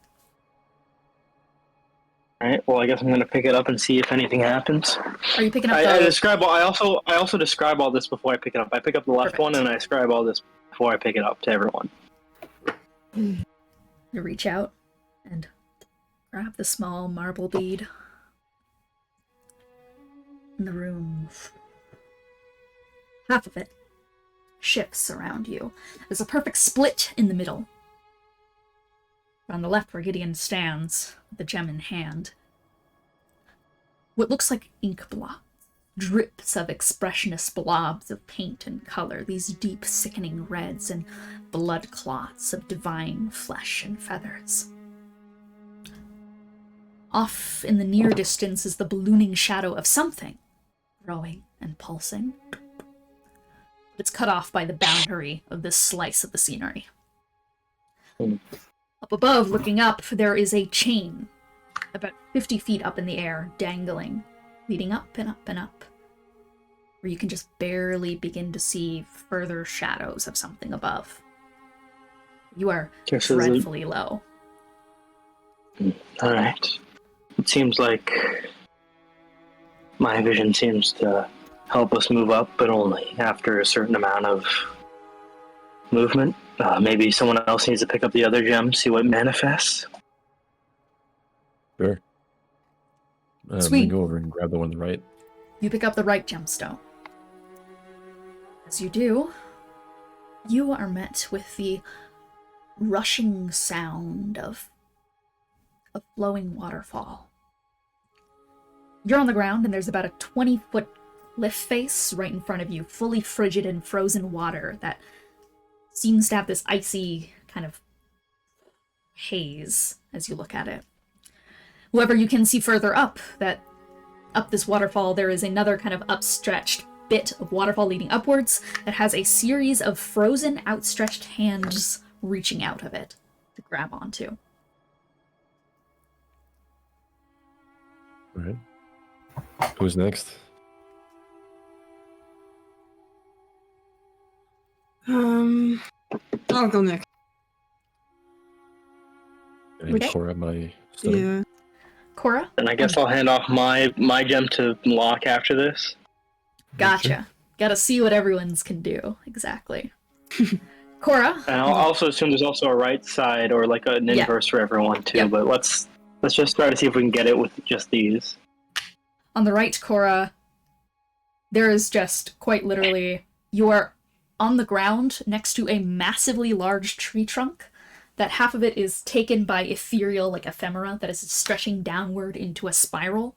You are deep upon the ground, leading into this spiraling quicksand pit below you. And the only thing Okay, you can, you just like barely can't see up into the fog. It's Yeah. so high up. Okay. Big quicksand. And Moloch, you get the left. You are set inside of this kind of half spiral of a room.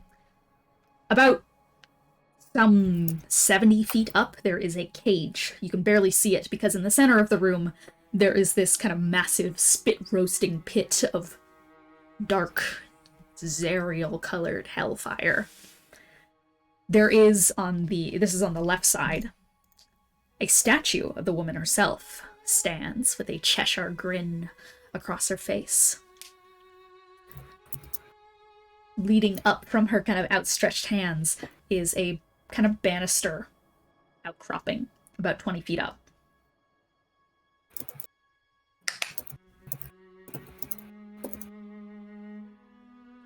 Okay.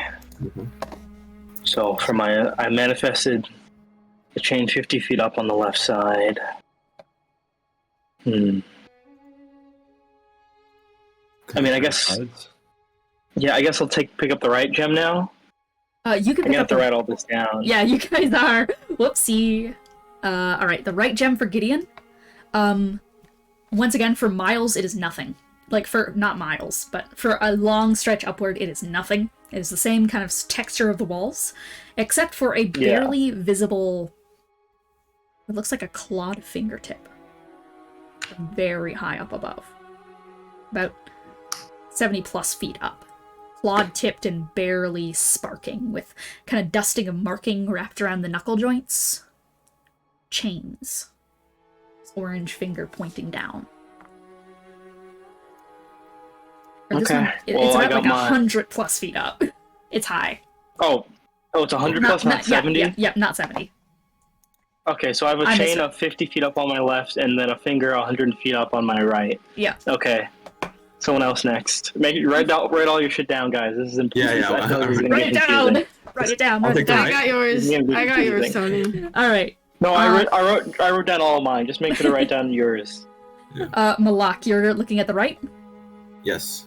This I is know where mine. you see the rest of the cage up above, which starts about 70 feet up and goes like... It seems to stretch up a little bit further with more of a chain, another 20 feet up. There's something thrashing in the cage, though.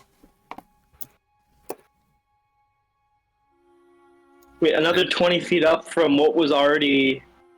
From the 70 feet up, it goes another... From the 70 feet up where the cage starts, it leads up another 20 feet up a chain. So 90. Yeah. Okay. We need that. You can't... We need that number, Dean. We're not gonna be able to do this if you treat it like that. Okay, 90. 90. Thank you. You're welcome.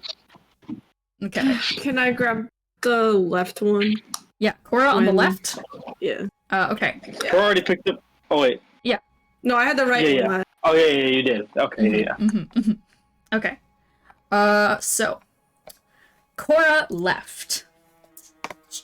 Sorry, I'm just scrolling through my notes. Korah left. This one is 90 feet up. So 90 feet up in the air, there is a kind of like scale. There's a large quartz scale that is inside of the tree, kind of rocking back and forth.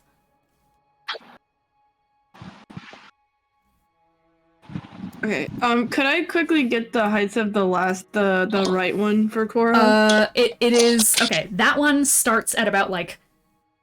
Let me double check. Okay, on the right one, that starts up about 130 feet up in the air. Okay. Got. Thank you. Yeah.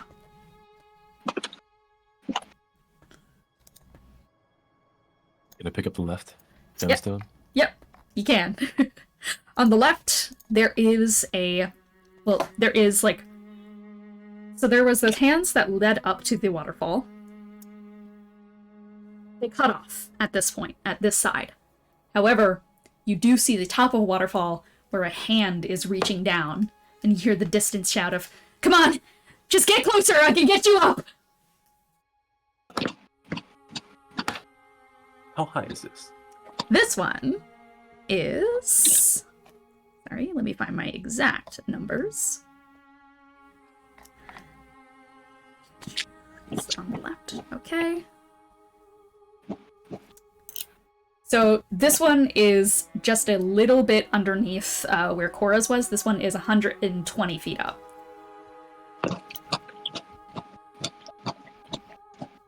Okay. Alright. So we've seen everyone's sides. Yeah. I guess we should start with which one we can start climbing up that was the lowest. Yeah, Yeah. start from the Which I bottom, right? think was, Mm-hmm. yeah. Oh, Which yeah. was the banister, right? Yep. Yeah, the statue of Zariel, we can Climb it. look Yeah. to that. Yeah. That would get us 20 feet up, right? Yep. It would get Yeah. you 20 feet up. And also, whose is that? Because we're also going to want to mark off ones we've already Yeah. used. So we don't That is- mix So that would things be up. my left. Yep. So, Moloch, you are tossed over the left side, and the entire scene constructs itself once again. It's not an exact way up climbing Zariel up onto the banister. You would have to make a little bit of a jump for it. But you can try. And we're all probably going to want to do this together because we're going to have to switch off the gems. is the thing. Yes, exactly. Yeah. Okay. I mean, If it's a little bit of a jump, I can fly over and maybe help somebody else get over too. Yeah. Who needs my guidance the most? Probably Gideon. Yeah, I'm assuming this would be athletics or acrobatics. Is that correct? Yes, that would be correct. Okay. So I what's have my a plus 3 to acrobatics? Sorry, I have a Okay, plus maybe Do you you want need me a to more. roll? I have a +3 to acrobatics. Okay. Do you want me to roll if I'm flying or just? No, you can get up. Okay. With but you do definitely notice a weight on your feathers as Okay. you start to try and make a flight. You definitely can't get very far. You can only get that 20 feet up to the Yeah. banister. And then your wings are going to be too weighted to keep working. Yeah.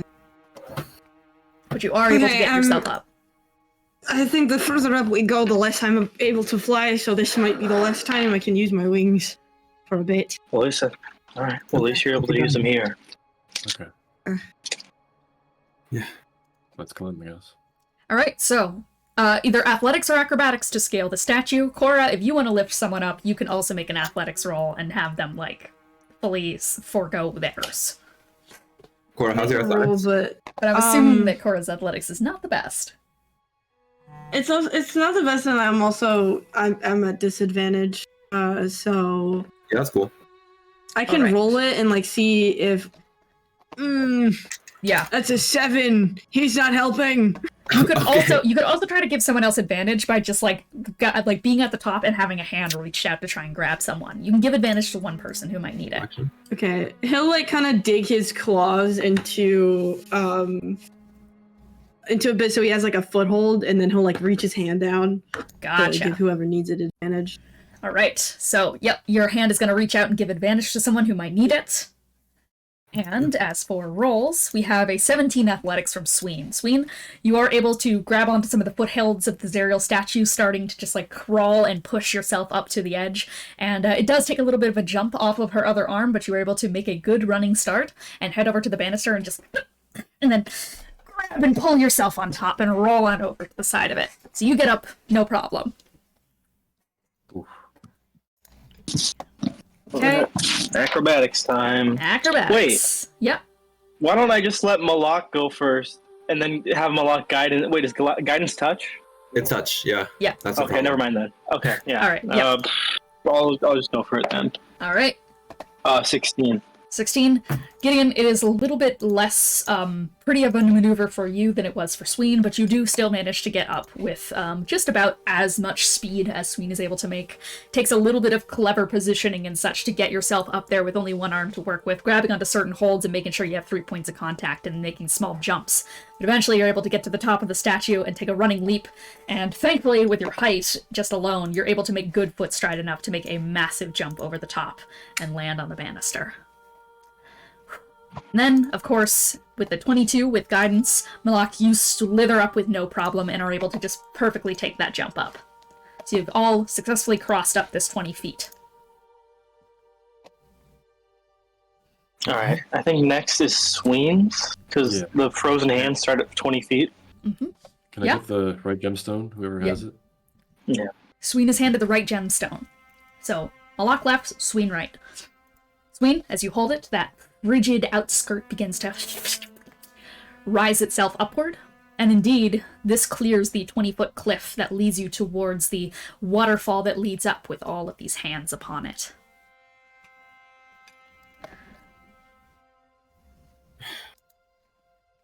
I guess we climb the hands. More climbing. Only Indeed, go up. you guys continue to start climbing your way up, though, as you do, starting to make your footholds. I'm not going to have you guys roll for this particular climb here, but you start to notice something at the bottom of this scene. Something rising from below. A small haze in the water starting to... Slight whispered noise starting to make its way up, and more and more and more evident below you. Something is rising its way up. Something's in the waterfall. What is the pecking Okay. order of everyone going up of this?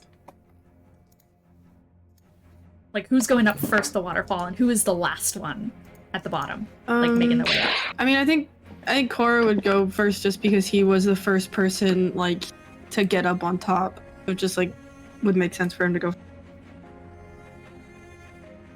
Then Okay. I guess I would go. Sween was second in that order, considering.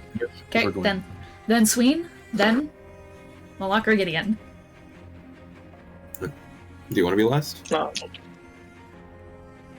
Sure, why not? Nothing bad can come of this. So then Okay. it's Moloch, and then it's Gideon. Gideon, I think just like given that you need a little bit of extra time to chart out every particular move, given what you're working with, the one arm, it takes you a little bit to kind of like get your footing, so you kind of go last in the order. And you definitely notice as haze is starting to wrap up from lower on the waterfall. Everyone is making good fall beneath you, but you're gonna have to speed up or do something about this. Go ahead and roll. I'm gonna have you make a choice here. Either you can try and speed up with the risk of you falling back down, or you can try to just lock in and climb and make a Constitution saving throw. I'll lock in brace and it. climb. I'm way better at fucking con saves and other shit. Yep. Go for it. Roll a con save. Is this a spell? This is a spell. No, wait, I don't. Fuck, I forgot we de-leveled. I don't even think I have that feature right now. Let me check. I don't think I do, though. This small snaking bit of green energy is starting to make its way through the waters and climbing up towards you. And just so that you don't have to fall back down into all of it, you try and just brace yourself and continue to climb with as much steadiness as you can get yourself.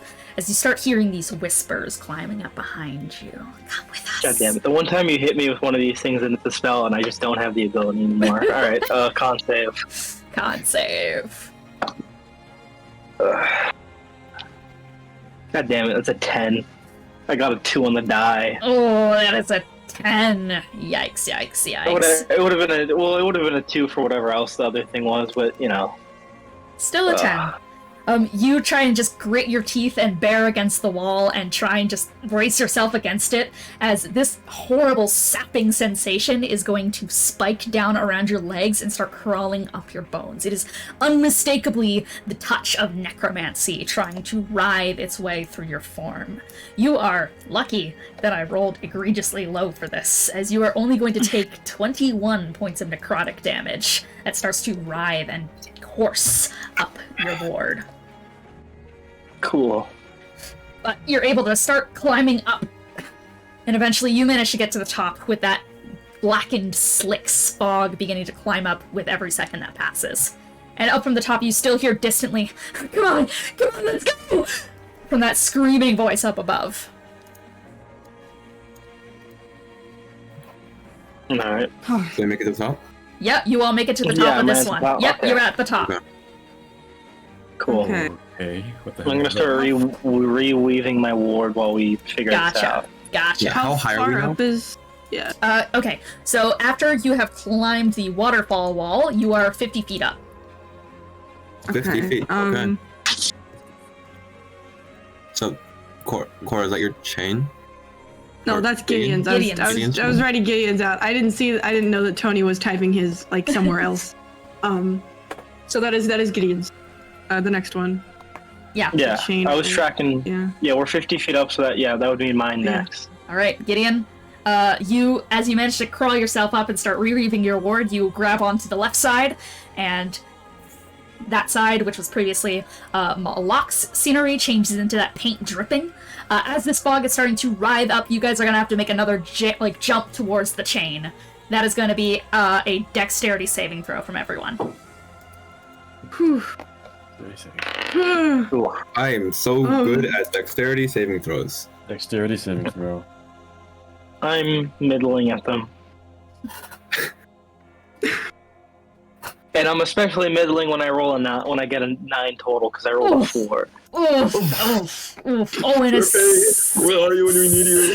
The Okay. fucking wizards are dying. Charpay. Oh, yikes, yikes, yikes. I will... Oh my god, guys! Guys! 9, 6, Can we quickly switch 5. back? You Mine guys, is gonna roll the highest. if you're about to fall, you can try to switch it back to the 20 foot to try and, like, you can try to swap it back by throwing the thing to Moloch to make it back onto the banister. Okay. Do you guys want that? Please. All right. I mean, we don't really have a choice. Okay, well Yeah. then that is going to be sleight of hands to hand it back over to Moloch in time. Who has it again? Okay. On this side? Yeah, that's Gideon. Me, right? Yep. Yeah. Okay, that's... I rolled low, but I think my modifier's good. Not that good. It's only a 14. 14. Still, you're able to catch it in the air, and you guys slam against the banister Wait. once again. What's up? Wait, shouldn't... I feel like I'm shooting my myself in the foot saying this, but shouldn't it be Moloch doing the sleight of hand? Because I... Oh, yeah. Or no, do I- you're throwing it to Moloch. Yeah, okay. Or wait, no, let's do Moloch so Moloch's catching it. Moloch, you did the sleight of hand. Okay. Me with my 6 dexterity.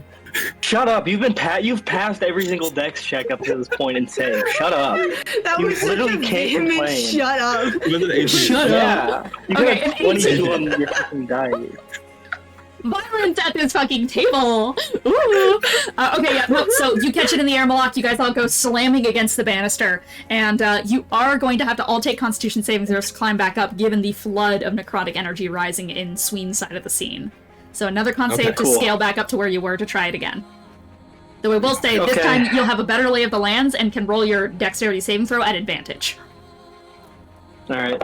Yeah. I got another 10. I rolled Oh. another 2 on the con save. Woo! Gideon! God.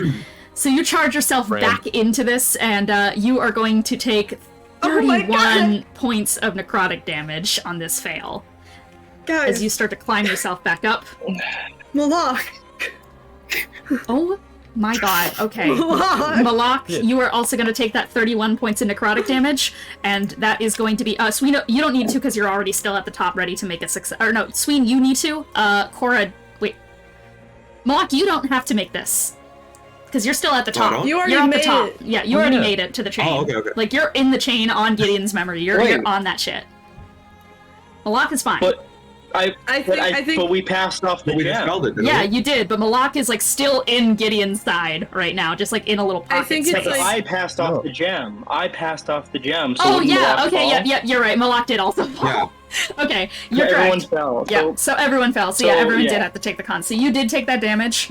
Yep. So that was you two took the damage, and the other two are going to take half from that. So that's 31 halved. So 15 necrotic to both of you. Oh, thank God, I'm at 3 health. And now, Holy shit. and now the jump again. Roll another dexterity saving throw at advantage for everyone. Okay. Yay. Okay, that's better. I believe in us. I got Me, not a as 22. 22, Gideon, this time, just like taking a heavy breath, you head towards, and I think, honestly, Hilo is going to give you a little bit of a boost here as you like jump into the air and a small bit of feathers start to like from your back and you make it towards it and grab onto the chain and start scooching your way up it to make room for everyone else, who do all successfully make this jump as well as everyone grabs onto the chain and starts ascending up this side of the mindscape. This chain is going to bring you up to about 70 feet. Okay, 70, 70 feet. right? That was Moloch's right side, right? Yep. 'Cause Yeah. It goes from 70 to 90. Yeah. Yep. Yeah. Just a warning, guys. The cage is thrashing. It is Whatever that thrashing. means. Yeah. What the fuck are we gonna do? And as you guys continue to climb up Gideon's like chain inside of this side of the memory as well, there's a distant small spark of movement somewhere further out here that just around. Though it's not immediately making its presence clear, so Moloch, your other side, takes over where Sween's was, and indeed, the cage is rattling there with a beast inside of it. You can see a long twitching tail, slender and blackened and slick with rapidly evaporating protective slime the sea creature most often has upon them, and it thrashes wildly from inside the cage. You can, however, step onto it, it's just the case of climbing it up safely. Alright, well, I mean, we're just gonna What kind of animal is it? Can we It tell? is- You get the sense that it is a sea creature of sorts. Does it look eel-like in nature? Definitely. Then I'm gonna try to cast Animal Friendship. Okay, animal friendship, and that is a wisdom saving throw. Yes. Wisdom Okay. saving throw, yes. That was an 8 on the wisdom saving throw, even with the modifier. That is going to fail. So, I'm I'm gonna do my assuming- best to try to like calm it down. are you saying anything? What are you saying to it? I'm curious. Hey. It's okay, we're your friends here. You can relax. Where is he?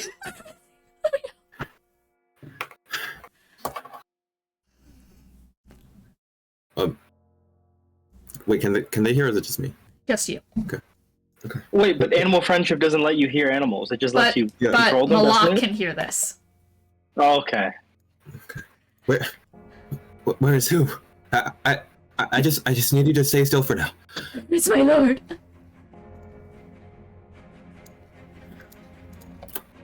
It calms itself though. It's not thrashing. It's just screeching out and trying not to thrash too much for you. It's clearly in pain.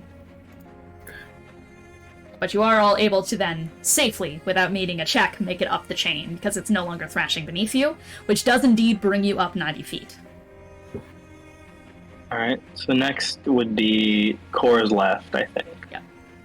Yeah. So Korah, 2, 3.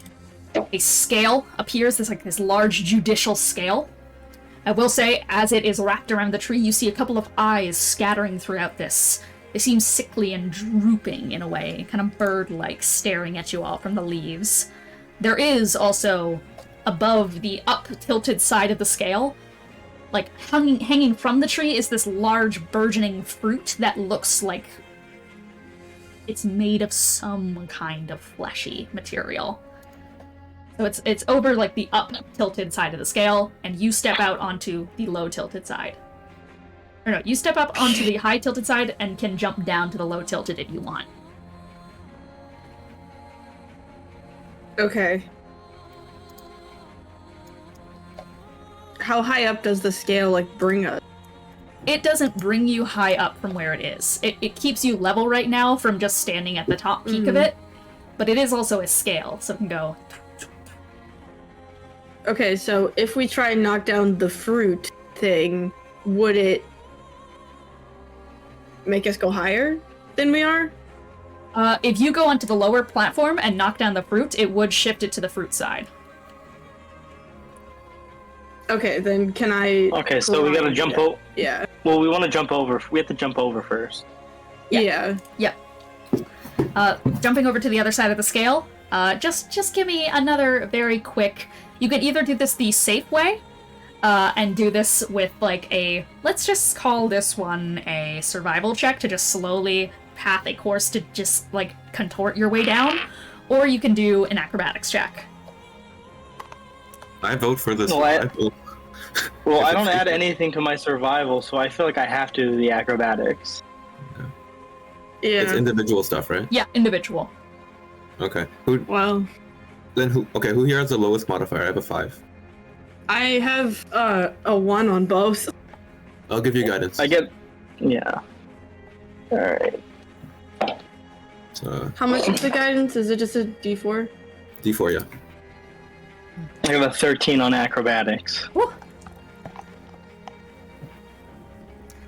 So, survival, Moloch, you start, like, slithering your way down with your kind of eelish serpentine body, just finding your way through kind of a little bit of the contraption that can slide you down.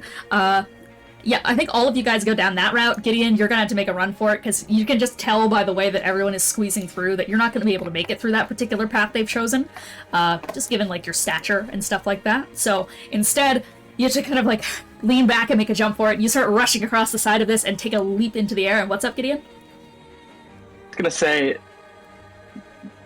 I think you're forgetting that maybe that's not the right explanation because you're forgetting that Sween is taking that path. I know, but I'm assuming it's, like, something where Gideon's too tall for it. I don't know how, but he's too tall.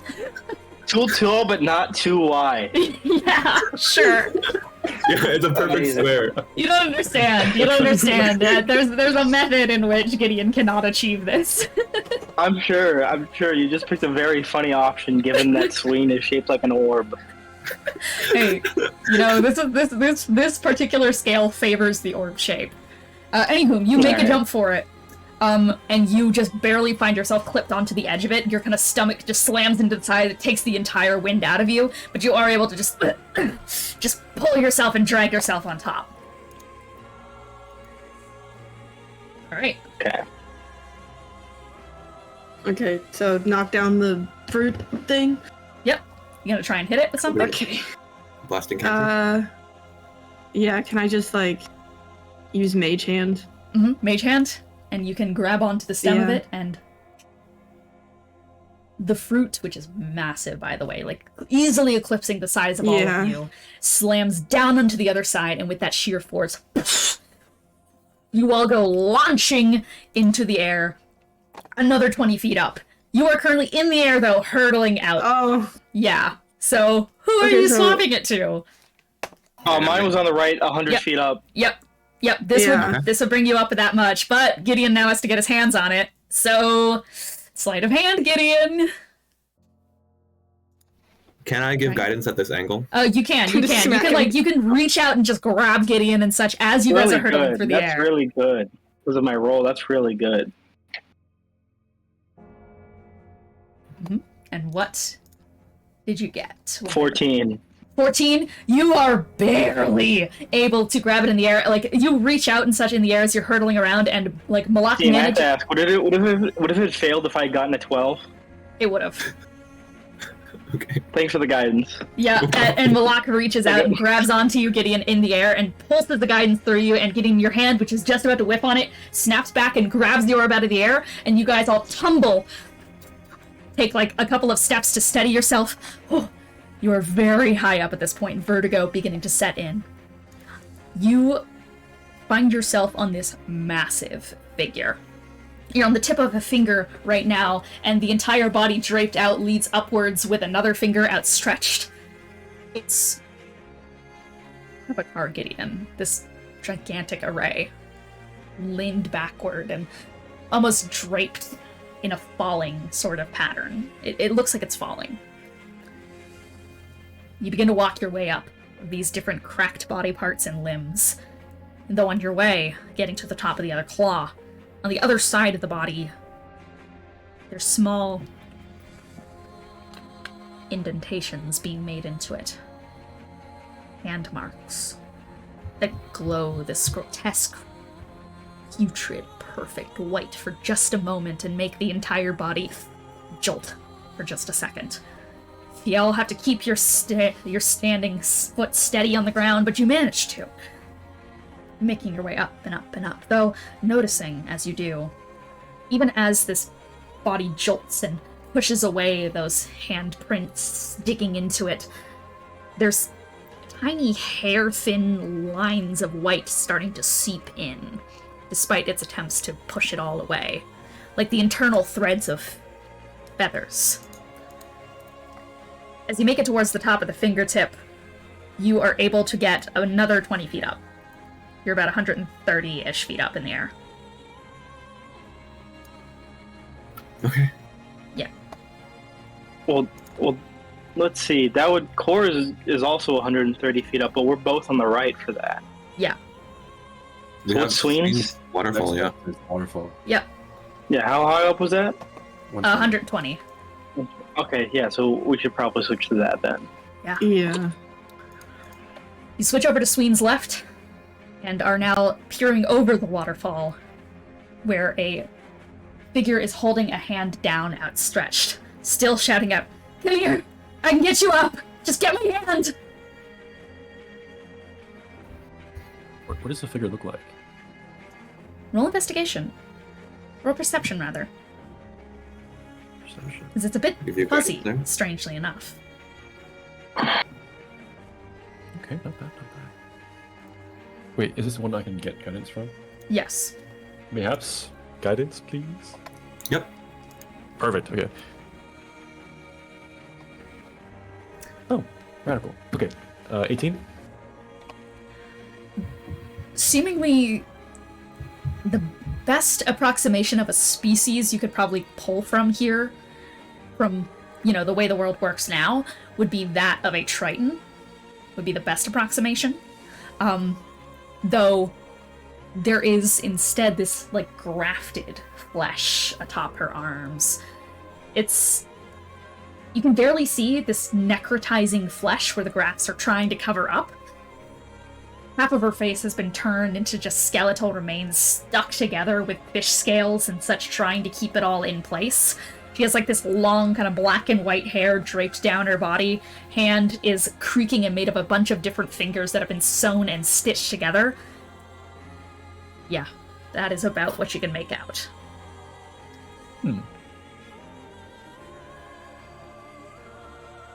So we're 10 feet above where this person is. So her hand is, like, outstretched in a way where you could fall down and try to grab it on your way down. But we're above. Yeah. Okay. She has But there's magic 4 of them. swirling in her hand, for reference. This, like, magic that is pulsing and such, as if she's going to use it with the hand when she grabs you. Shall we jump? Don't think we have much of a choice. All right. Alright. This is going to be sleight of hand to grab her hand as you go down. Sleight of hand for all of us? Only one person has to make this for her spell to activate. Oh, okay. Who's best Okay, at good, sleight? because I just rolled really bad. I have a +7 to sleight of hand. Nat 20 from Sween? That's all. Oh, not Nat 20! We're fine then. Yeah! Sween, you are going to Would jump... have gotten. You jump forward Bad. towards it, and as you're starting to fall, you reach your hand out and clap onto hers. A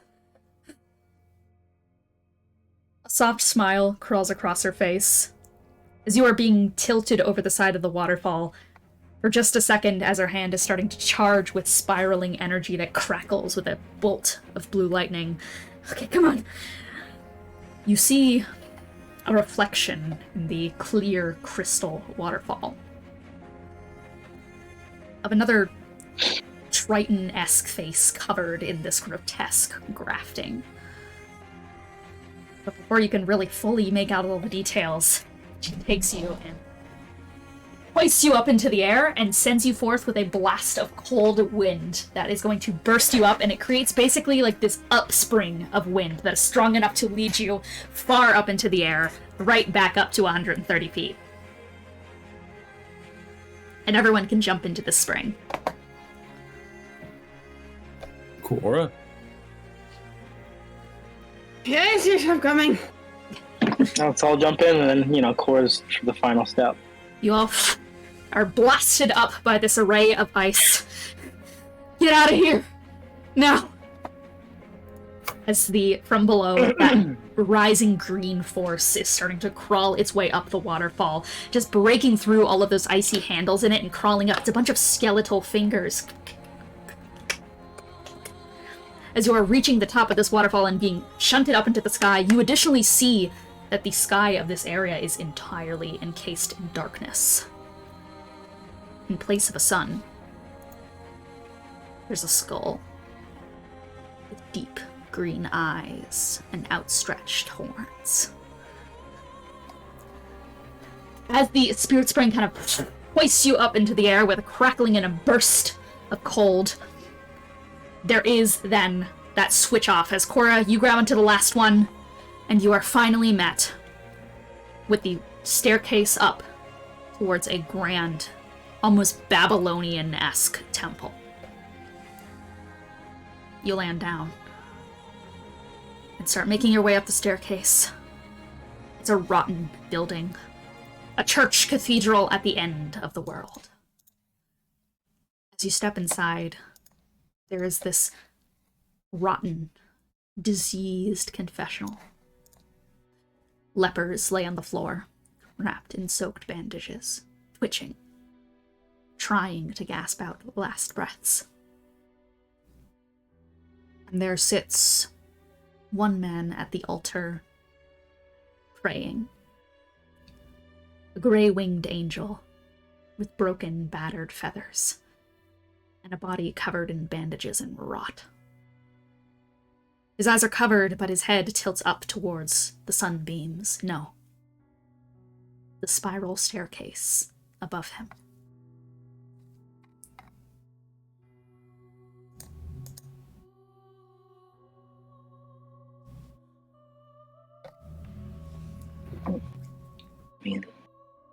suppose all we can do is just ascend upwards. Yeah. You walk past the rotted bodies. What were you going to say, Moloch? It's okay. Go for it. You sure? Go for it. Okay. No, I was just gonna be like, what was all that? Gotcha. You head towards the staircase and begin to ascend it. Hearing as the cracked lips of the angel below speak. As the earth opens below us, I ask, what say did we have? Why make us if we are unable to act? Why bestow us the fruit you wish us not to consume? A punishment. To submit to your hollowing, you foul, two-headed serpent. Is one I cannot stand. You step up the staircase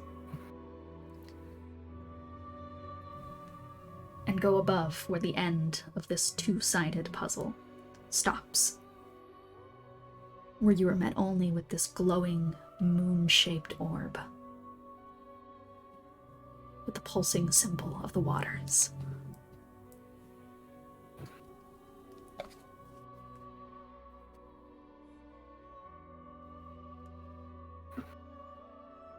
Guess I'm gonna approach it to touch it.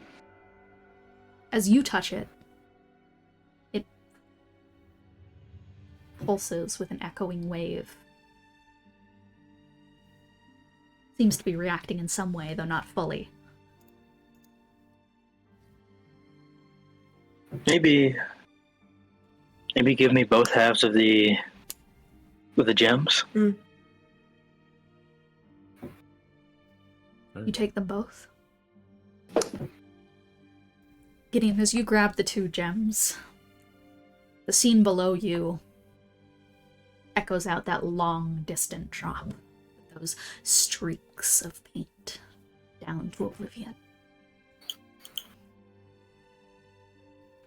You cast your gaze down for just a second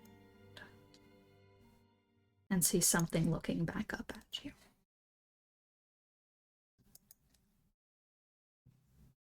You've seen something similar to this recently.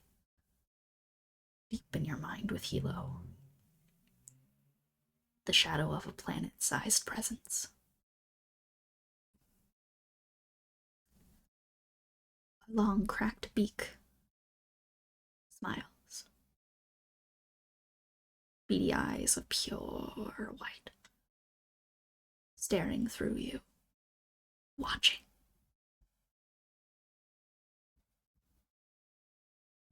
You press the stones against the orb in the sky, and the scene around you begins to collapse on itself. All of you feel it, the floor rescinding down, until eventually there's a...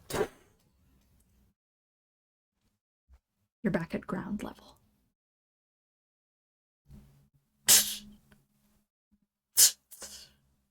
Cracks of the orb of the moon.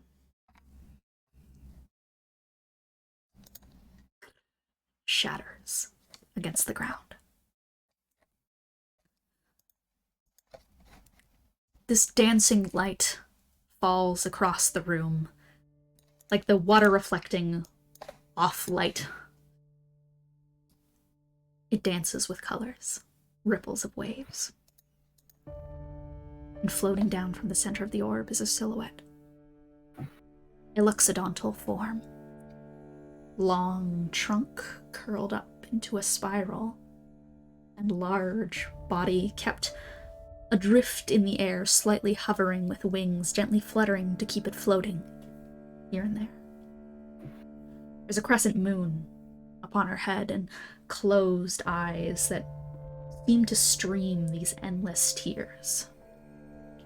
She twitches. Breathes this deep, heavy.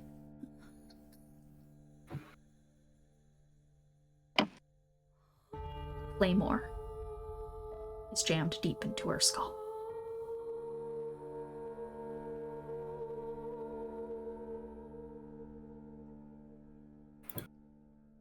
Sword then. Yes. Sword.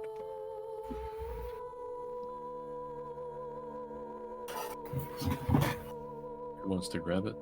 Or try? Seems like the only option here. Okay. I think Sween was asking who of us will take it. Yeah. Given that I have one arm, I'm not entirely sure I'm the best fit for this task. That's fair. Can you, would you mind, like, ritual casting Detect Magic here? On the sword? Well, it's on yourself, right? And you can see everything else. Yeah. Oh, yeah. Okay. Okay. I didn't know if you wanted me to know what the sword was, or if you wanted me like to detect traps and things. Yeah, I'll ritual cast detect magic. Detect magic.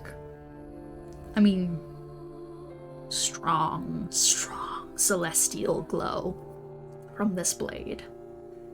A dash of lunamantic energy, but it's the enchantment that is the most prominent upon this blade.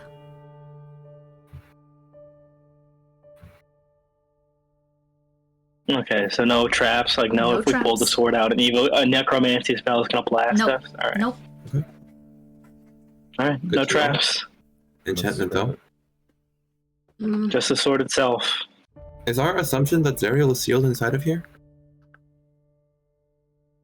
No, No. I don't Hmm? know if that's the case. Sure, Zariel's possessed, but with the way we've seen everything, I don't know how cut and dry this all is. Okay.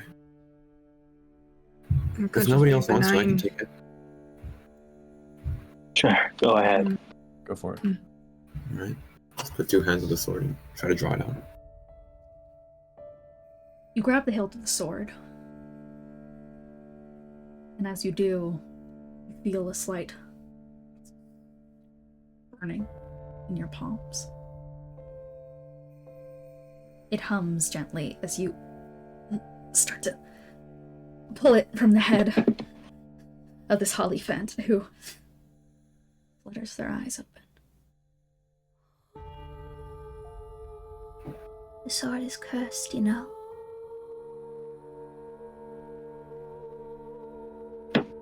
How so? Was she?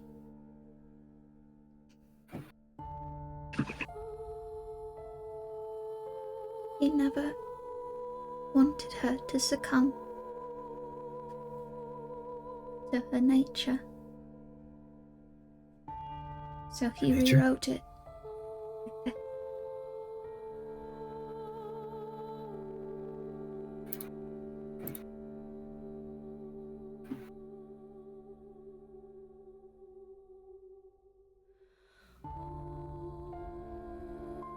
Well,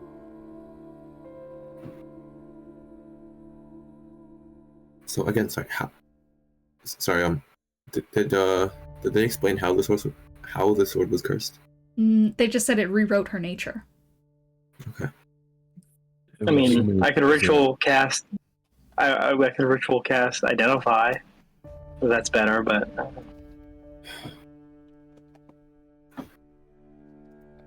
Would you like You to? mean with the demon? This was long before the demon. If we assume it was about Zariel, what was she like before?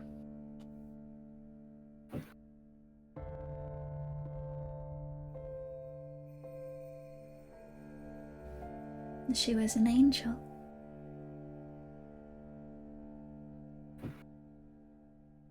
Even identify would help Gideon. yeah, I'll ritual cast and identify on it. Yeah. I'm assuming Moloch just like unhands it for now and lets it slide back into the skull of the Hollyphant. The Claymore of Zariel. Fashioned of lunamantic steel, it gives off a faint glow and hum. Granted as a gift from Koshiro to his prize student, Zariel. To guide her away from the presence of the beings of order that inflict the mind of near all touched by such divinity. Provides celestial resistance, that being resistance to necrotic and radiance. Increases your charisma score by 2. Grants you a pair of divine white wings. And has a powerful effect against demons that also drains the life force of those attached to them in the process. This weapon is cursed. It binds to the wielder upon attunement and cannot be removed by normal unattunement means, and tries to rewrite their mind to bring it to a centered stability. It is meant to dissuade you away from a deepened sense of order, to drive you more to your sides of chaos.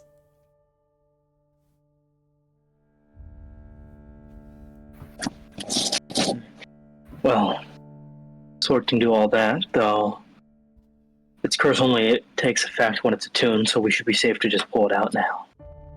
Yeah. Okay. Okay. Then you want help pulling it out? Do I need help? I don't know. Because it's like I mean, it definitely doesn't hurt. Yeah. Yeah. Okay. You both grab onto the claymore and begin to pull.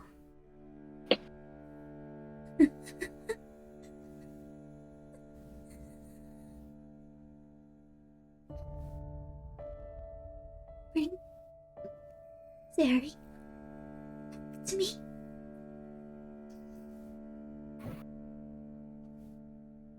We will.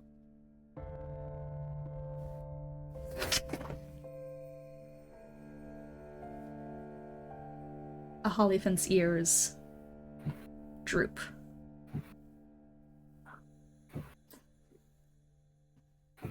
And her body falls slack to the ground.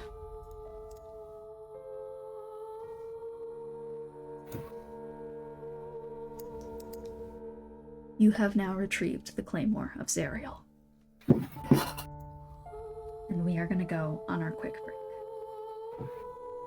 We'll be right back.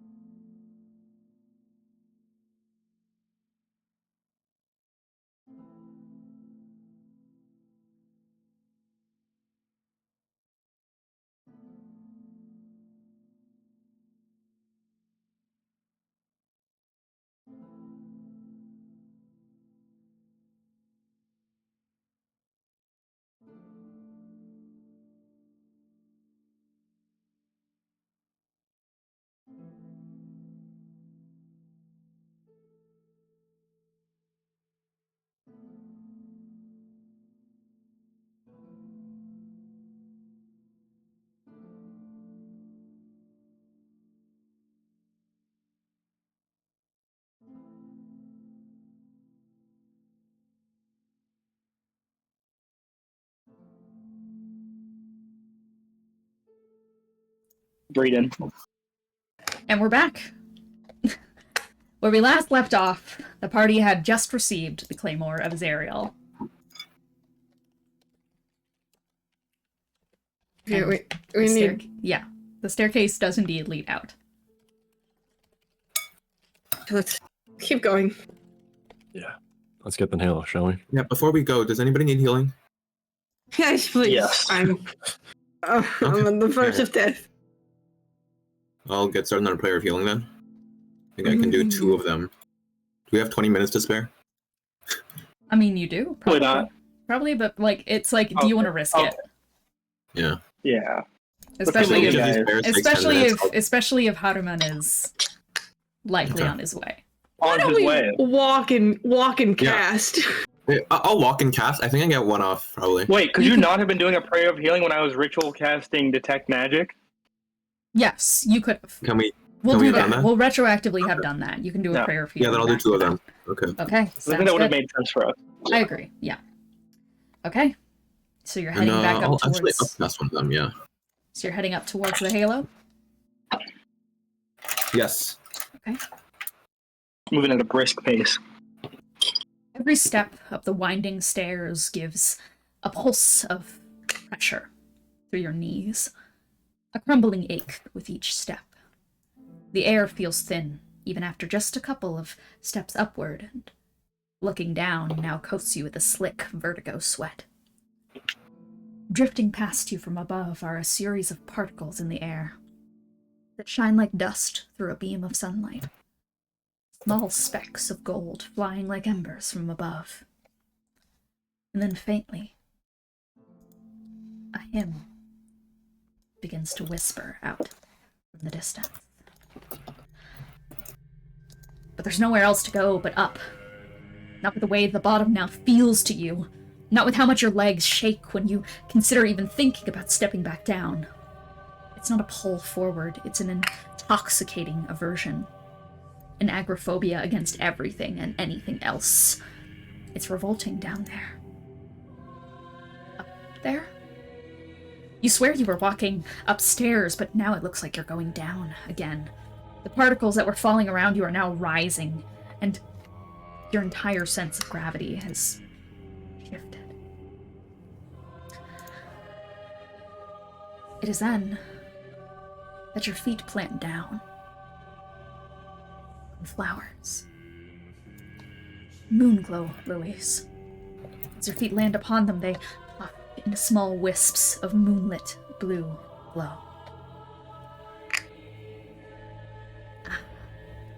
So thou hast found themselves under the wretched glow of the warring moon, seeking to end it, mine reign.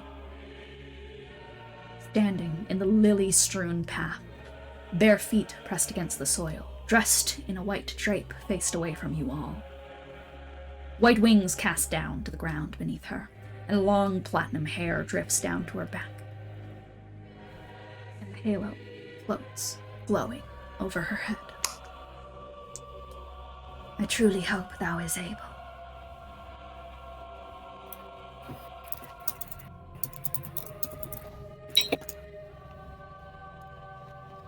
Well, I mean, now is as good as time as any. Alright. Well, it would help if you gave us a halo. She doesn't speak. I doubt she'll give it to us willingly. Yes, but there has to be a way to get it. If the Harmon's coming, that means that there's a system. You could grab it.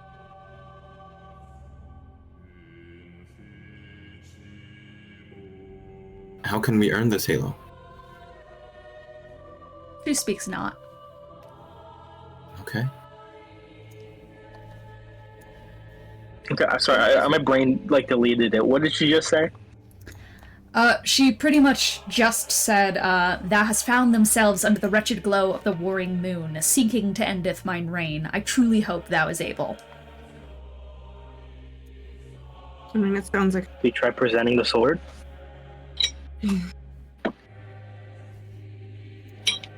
Okay. Oh, they're holding the sword out. Can I do anything? Cause any reaction? You hold the blade out towards the scene. She slowly begins to step around and turn her head towards you.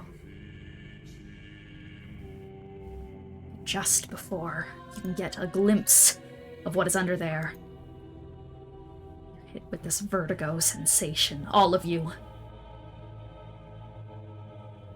The ground beneath you forces you back and pulses with a wave-like movement. You're overtaken by this pressure inside your skull as everything pulls you away from this figure before you and stretches out into a new scene that displays itself. It's night. A war camp. That much you can tell by the smell alone. Under the depth of a grotesquely darkened night, the silver moon shines full upon a series of campfires. Pitch tents are engraved with moon insignias, and despite the number of bedrolls out under the moon, none are occupied with sleeping figures. But there are people amidst the scene. There are kids. All ages. A dragonborn struggles to quell the hiccups of a sobbing young human baby, and everyone else is dreadfully quiet. There's a changeling girl spinning around the stem of a moonglow lily in her hands, slowly losing its potency every time she twirls it. For her head turns longingly at the largest tent pitched in the settlement, which glows from the inside. The changeling stands and begins to walk towards it, dropping and stomping on the lily as she does so. And you're all left in this campsite with all these sorcerers.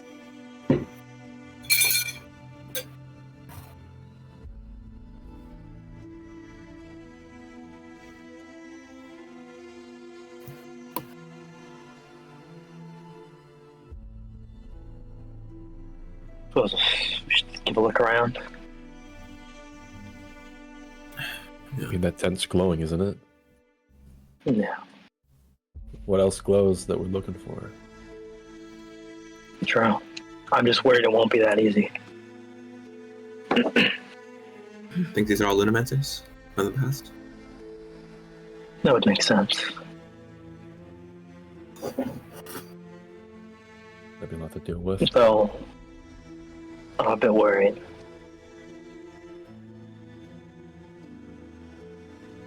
Hasn't the lunamantic fixation with Zariel seem odd up to this point? Just given everything else with her that she would chose to focus on this?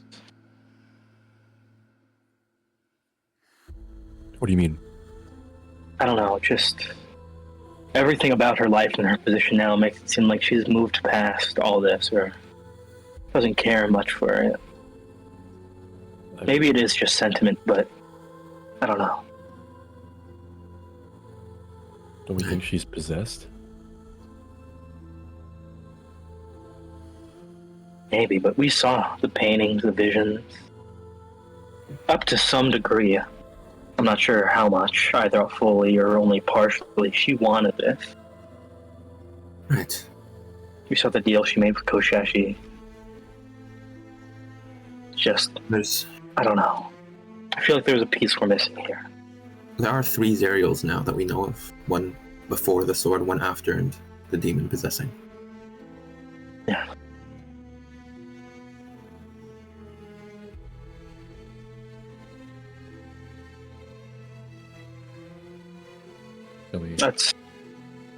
Let's just move. Forward with caution. Guess we must. You start to follow the path where the small changeling starts to tap her way towards this large glowing tent. At the front of it, you see the same Hollyphant as before, though much smaller, not impaled and livelier. The changeling stops in front of the small little elephant creature. Sorry. Zari doesn't want to be talked to right now. Changeling crosses her arms. I just need to talk to her. Zariel can't do all of this. I know, but An order is an order. And right now, I have to stop you from going in. Okay? Come on, Maggie. You should go get everyone eating. Okay?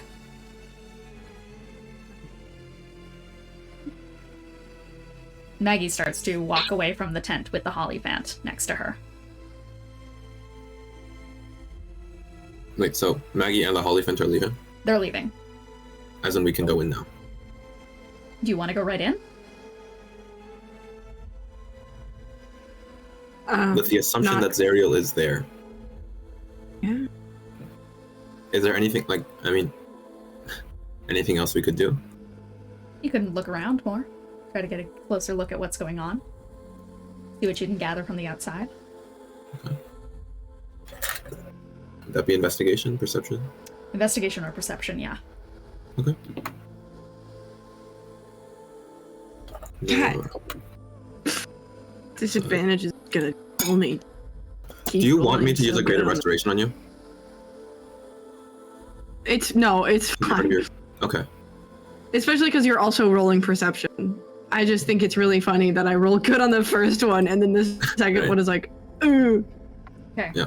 Dirty 20 for investigation and a 13 for Korah.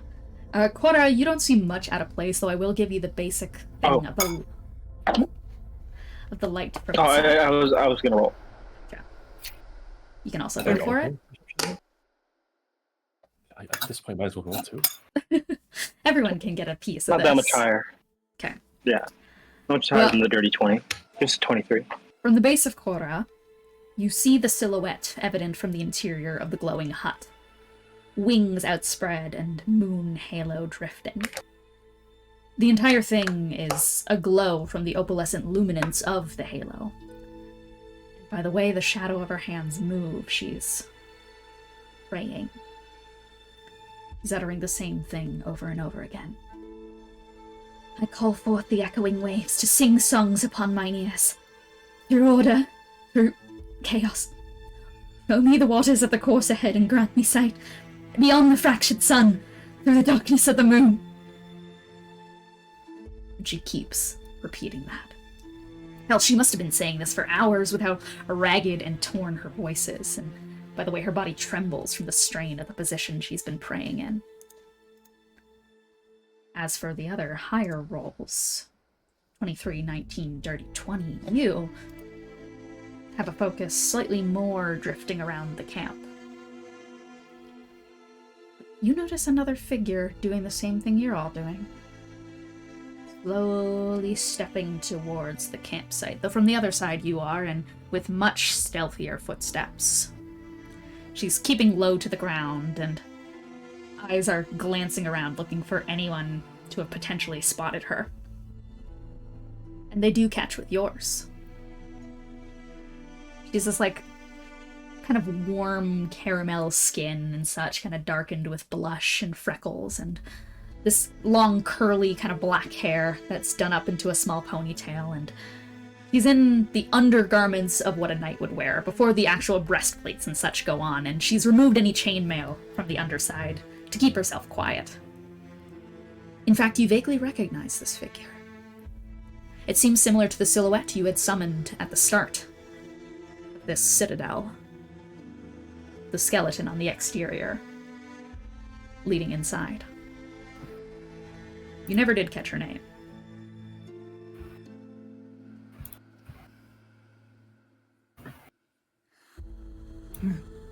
Okay. She seems to be praying. Want to message her? I think that's maybe a little. I think approaching her might be better. I think a message might set off more alarms. Okay. Are you talking about Zariel or about the girl? Out of table Yale, right? Yeah, out of table Yale. But Korah was specifically mentioning the one praying being Zariel, just to confirm wherever what everyone's talking about. Okay. Yeah, he was just mentioning. I was confirming. So for he me. just. Yeah. Yeah, I mean, Korah's also confused because he said that she was praying, and then Moloch went, should we message her? And he's like, I think Korah don't then. think it's... Then you look up and see Yale's figure. Okay. Okay. Let's go talk to her.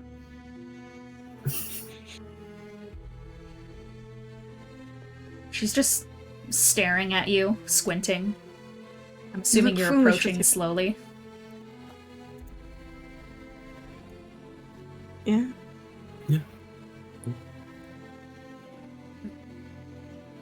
Otherworldly specters peering in. Right. Let's see. Crazy. So the waters have got you here.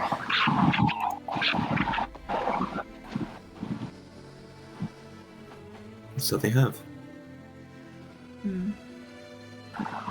But as to what end?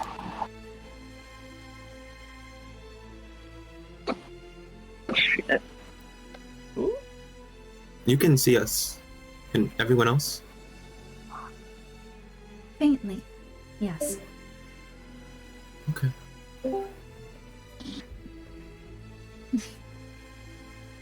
Yeah, Whatever Discord just happened. crashed for me. Gotcha. She basically just, like, Yeah. hearkened you all over and was like, travelers from beyond the course. Like, travelers from a different course, you've been led here by the waters. To what end, I wonder? I'm wondering, just out of table, whether we should tell her that we met the dead version of her. If that would possibly earn her trust. I mean, saying from your future is not the worst thing, is it? Yeah. It's like, hey, we're from the future. Help us get the halo or you die. Well, you did die, but everyone dies. Not that far. I think just maybe asking if she knows where we're from. Yeah. I think Tony's dead. Oh. Rip. Okay. Oh, There we go. Huh? Yeah? What were you gonna say, Korah? Do you know where we're from? Could be from anywhere. The waters tend to guide people back towards points of relevance, though I don't see why this would be.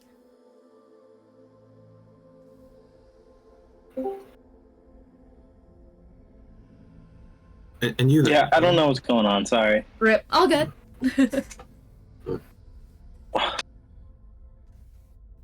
And you then? Why are you sneaking around? I think something's up with Zariel. There's a point of relevance then. I suppose so. She's been distant with all of us. I mean, we all have been. It's been hard without him. And maybe she's just adjusting, but Did she get a sword? Recently? she's had the sword. Okay. It's only now that she doesn't use it. I see. After Koshiro vanished. He hasn't let any of us talk to her, see her. And Lulu won't let any of us in. So, I'm gonna do my due diligence here. Check on a friend.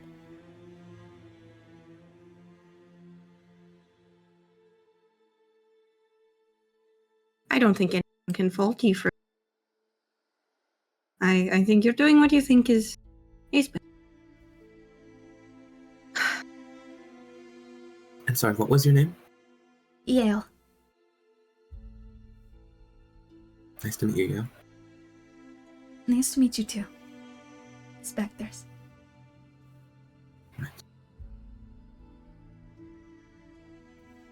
Well, I suppose I'm going to continue doing what I was. Considering that we We'll also leave you. don't exactly know why we're here. She has had an aversion to speaking.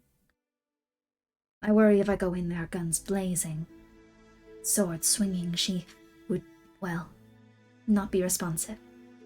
Hence Do you this suppose magic. specters would help? Could help? She's praying currently. And it would be rude of me to intrude. I'll simply listen. I think it might be the best option. Yale kind of ducks around to the partial front of the tent Yeah. and just, like, ducks into a slight hiding position. pressing your ear against the side of the place.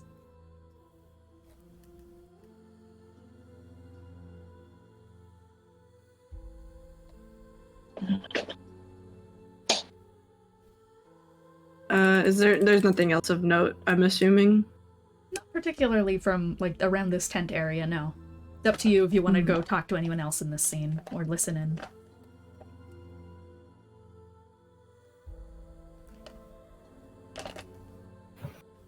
Gotcha. Okay. So you're listening in with Yale? Mm-hmm. Gotcha. Okay. I call forth the echoing waves to sing songs upon mine ears. Through order, through chaos, show me the waters of the course and grant me sight beyond the fractured sun. Through the darkness of the moon, I call forth its echoing waves to sing the song upon mine ears. Through order, through chaos, show me the waters of the course and grant me sight beyond the fractured sun and through to the darkness of the moon. I call forth the echoing waves.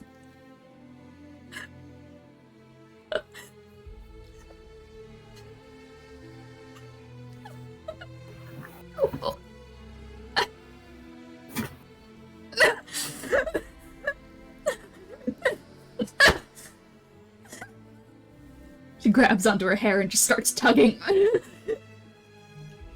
El startles for a moment, looks up at the rest of you, and starts, in an almost just like frantic attempt to try and even get Zara to stop, she starts heading towards the entrance for real now. Heading to go and uncover the cloth. Guess we should follow behind her. That you also notice as Yale is making the break inside. Those of you of a taller stature, not bent down to the ground as Yale is, notice as Zara's form is reaching towards her eye coverings and furiously beginning to undo them.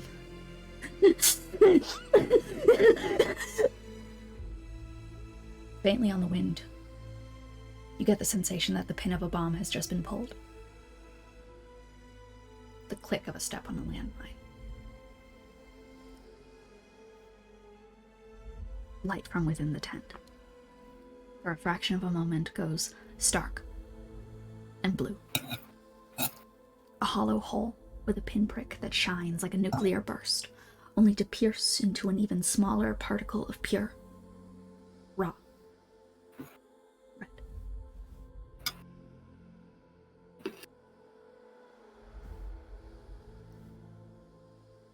Yale is about to enter into the middle of this. You have a split second. Should we stop her? You can't talk. You just have to decide here. There's no time to talk. Yeah.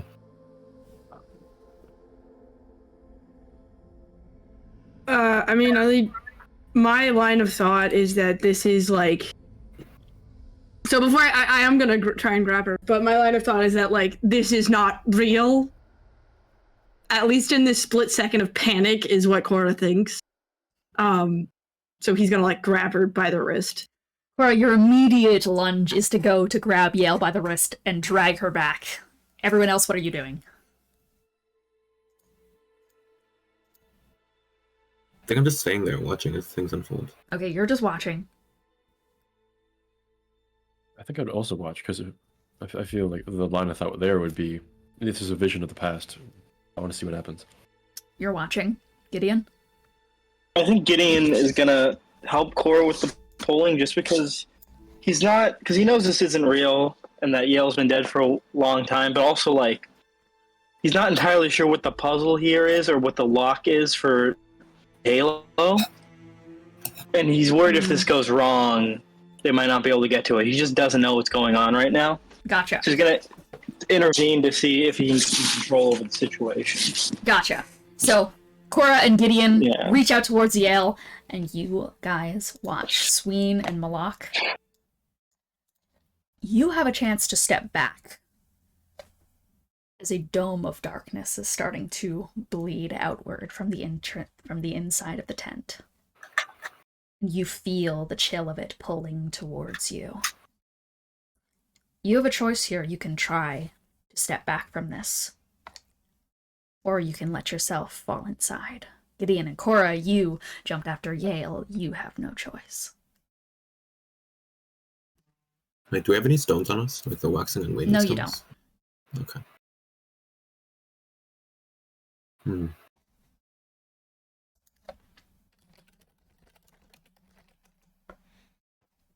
I think. Oh, I think I'm gonna fall in. Yeah. You go inside. okay. I'll also follow them. Without backing up, you let this darkness ensnare you all. It bursts out. This wretched sensation. This darkness beginning to dome towards you and lashing, crawling sensations. Korah and Gideon, you grab onto Yale and feel something winding up. Something cold. Disgusting. Both of you roll a dexterity saving throw. Gideon and Korah.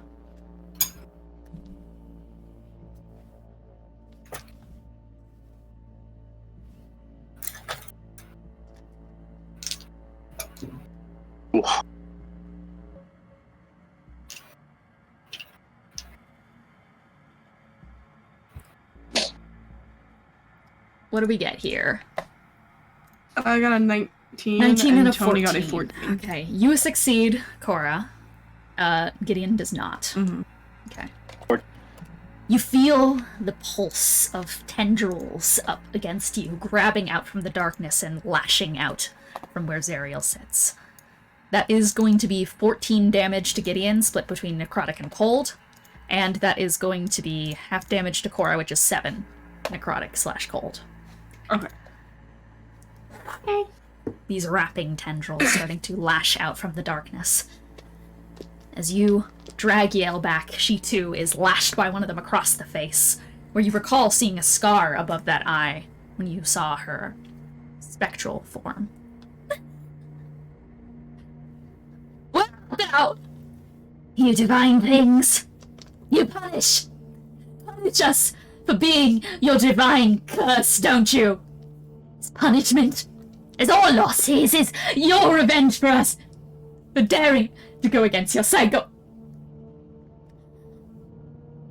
I don't see waters. I've never seen waters. But I show you mine eyes and ask for you to show yourself to me. I plead fealty. Show me the way. There is no order here. Show me the way back to it.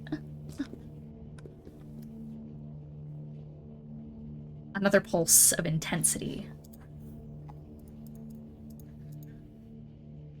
You guys can try and get out of this dome, or you can stick inside to get a glimpse of what's emerging.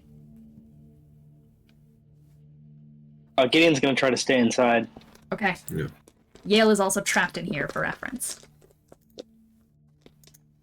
I'll just, since I'm already kind of like holding on to Yale, I'll just try and stay to see, and also just to stay to see if, like, if at all possible, I can stop her from dying, at least in this vision. Those trying to get out of here and get out of the dome, roll a dexterity saving throw. Those staying and planting themselves make a constitution saving throw. Yeah. I don't think Not it's 20 on the all- con save. Ooh, nice. 21.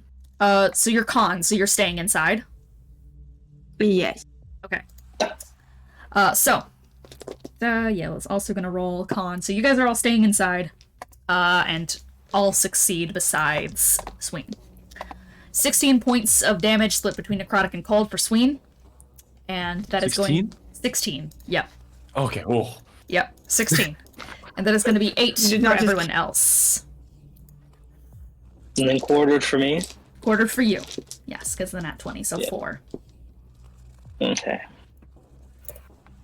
Something starts manifesting itself inside of the pinprick of light,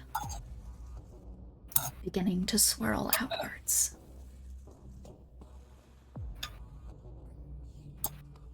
Oh, sinful thing. Cute. precious doll. How I aspire. Tickle you.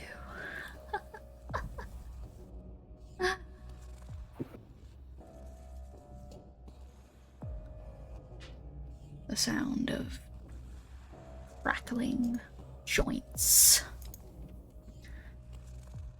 It's best not described in full, for it would be too much of a burden to get a full glimpse of, but by the...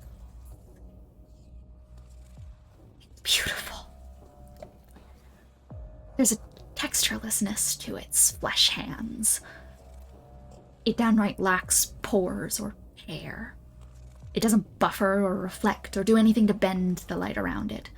It creates its own gravity of a view, sliding your eyes like butter up its slender, six-fingered hands and up its arms. And we speak not of what lies under that flesh. We speak not of what trails behind it. No, no. Keep your eyes trained on its chest, on the curve of its hips that crawl towards the long neck, painted in strands of ephemera that cascade a water of slick hair and threaded little bits and strands through its veins. Jaw tilts up to lips parted, just enough to reveal darkness underneath its mouth. It doesn't need any internal structure, just the lips, just those tender things. Its head splits off into a crown, a discus of pointed tips that stretch out in an infinite mirrored matrix that just brings it closer and closer and closer. Wire threads wrap around the end of its fingers, stretching off endlessly and leaving a trail like a jellyfish behind it. You feel and hear the distant clattering of ball joints and porcelain as it moves. Do you wish to stay or wish to leave this? Dexterity save or constitution saving throw? Korah wants to leave. You will need to make a dex save to get Yale out for reference. Okay. That is an 18. 18. Okay. 18. You grab onto Yale and just start dragging her backwards. You, however, were so deep in this that you're gonna have to make another one in a second here.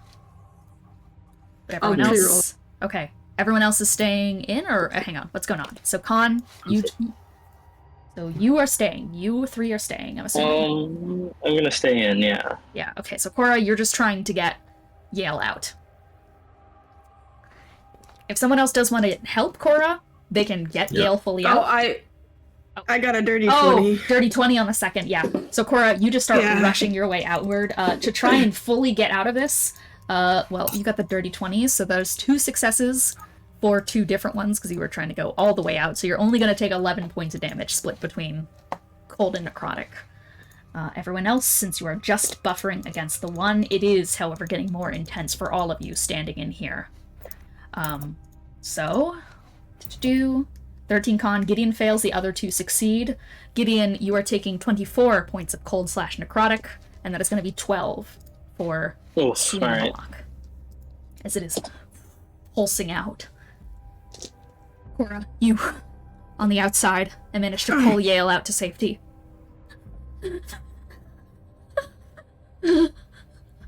What is that? It's not something we were ever meant to see. So beautiful. And that's what's disgusting. From the inside, the thing continues to curl its body up and around the praying Zariel. You will suffer as you are for today. It drapes its hand under her chin and tilts it up.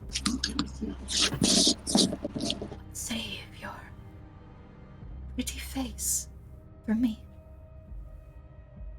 I give you destruction of the chaos that taints you.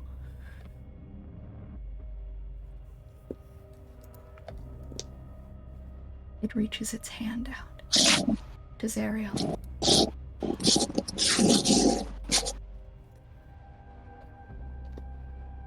Zariel begins to reach back. The pressure is growing ever increasing. Gideon, you are familiar. Does she have her halo right now? She does. Okay, what were you gonna say? Because I had an idea, but you say your thing first. We'll get to your idea in a second. You are skilled enough in magic to know a circle of death when you see one. Beginning to spawn out from where the two are about to grasp hands. Okay.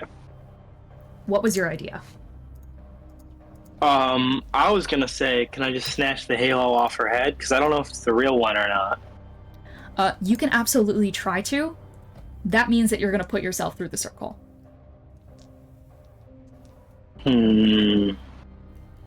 What happens if I counterspell the circle?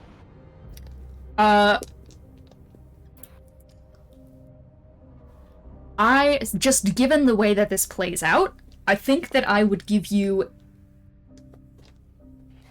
I think it would do less damage to you, but it's still gonna happen. Just that this is an aura kind of ordeal. It would do less damage to you, though, if you counterspelled it. Okay, sure. I mean, I guess I'll do that. Okay. Moloch and Sween? If it helps his chances at all, I think I'll take some damage to give him guidance. Okay. You're gonna try and get inside to give guidance to Gideon. Yeah. Sween? There's nothing I can do to help, so I might as well just back up. Okay, that is a Constitution saving throw for Moloch and Gideon, and a Dexterity saving throw for Sween.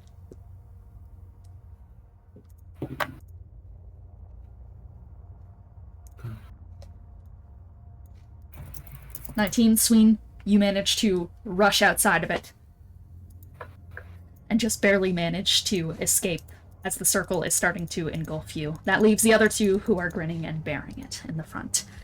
As Gideon is trying to head deeper towards it. Oh, Tony?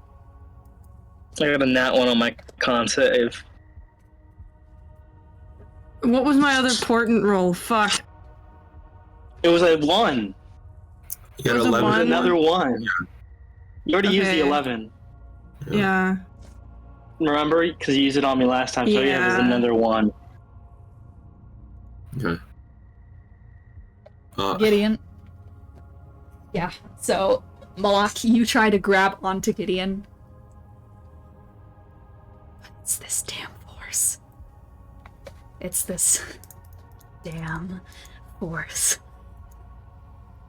As the creatures grasp hands with one another, Gideon, you start trying to trudge through towards this outstretched barrage reaching out towards you and trying to wreath around you, and it starts to drill its way through your ward, getting deeper and deeper and deeper and deeper and deeper.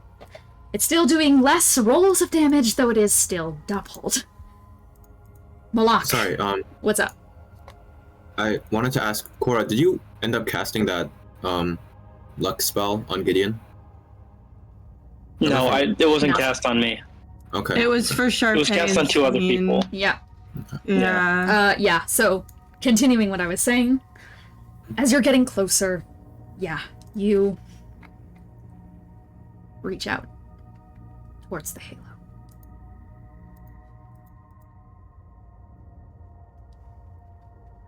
The face of the thing cracks towards you, Gideon.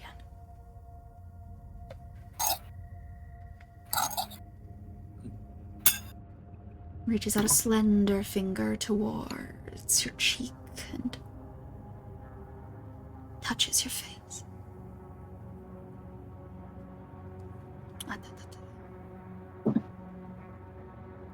Oh. Well, you see, I was going to just observe. That's all I wanted to do, but you just make yourself so available to touch.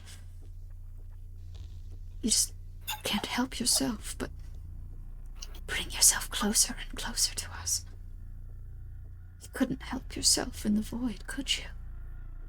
You can't help yourself now.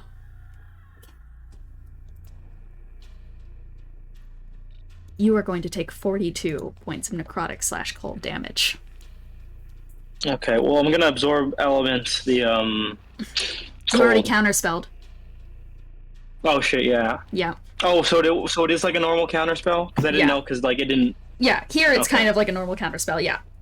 Takes the place of your reaction. Except it here. didn't count it. Yeah. Okay, so it takes. It's okay. still you're still taking less damage. You would have been taking upwards of 80. Okay. Yeah. And Moloch, on your success with your different roll, you are taking 25 points of necrotic / cold. Okay. Yeah. Okay. So, with that in mind, Gideon, you limply reach towards the halo. Your whole body getting wreathed in this necrotic energy. Oh, do you want to grab it? Why did I help you? Do you want me to help you? Is that what you want? It I think reaches out. Gideon's just gritting his teeth and ignoring it. Mm-hmm. It's gonna wrap its hand up and around you and grab tight around your wrist and start squeezing and squeezing and squeezing to the point where the joint leading towards your hand feels like it's changing into something bald and porcelain. You feel fragile. Your fingertips feel numb as you're reaching towards it. There's a small crack. Come on, just a little closer. Just a little closer. It's almost pushing itself like closer and closer towards you. It's got me by the wrist, right? Yeah, it does. Then I'm gonna throw my body forward and try to grab the halo with my teeth. Absolutely. You, with the wrist getting squeezed, and you realize the further that you pull it, the more this thing is going to grip onto you. So instead, you just try to thrust your body forward as far as it can and grip onto the halo.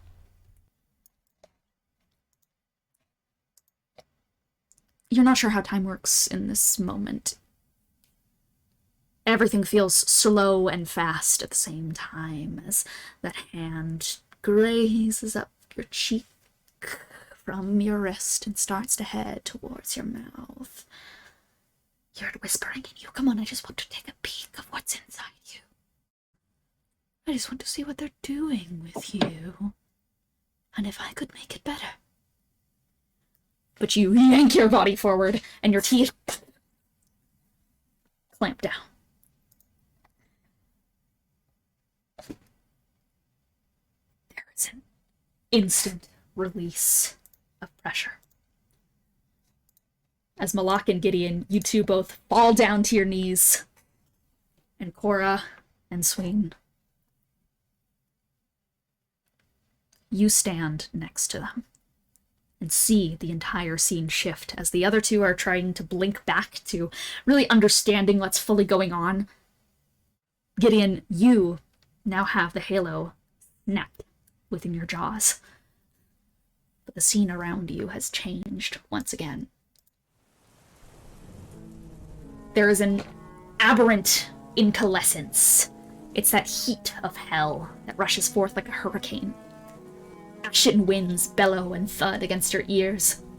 The blue glow of the field ripped from you, same as the darkness. And there's a haze across the air. You are now on the surface of Avernus.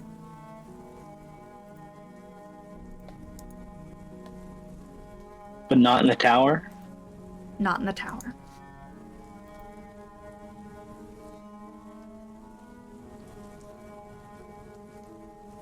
Just gonna look around. You do. Try to get a feel for where I am and who's around me. You slowly put your hand upon the ground, feeling the slight way that your joint buckles. Your skin still feels the same, but it feels like there's been a slight shifting in your joint. And you push yourself up and start looking around. I'm assuming you spit the halo into your hand. Yeah. As you anticipated, it's most certainly not the full ordeal here. It's the center shard. The middle of the two crescent moons off to the side.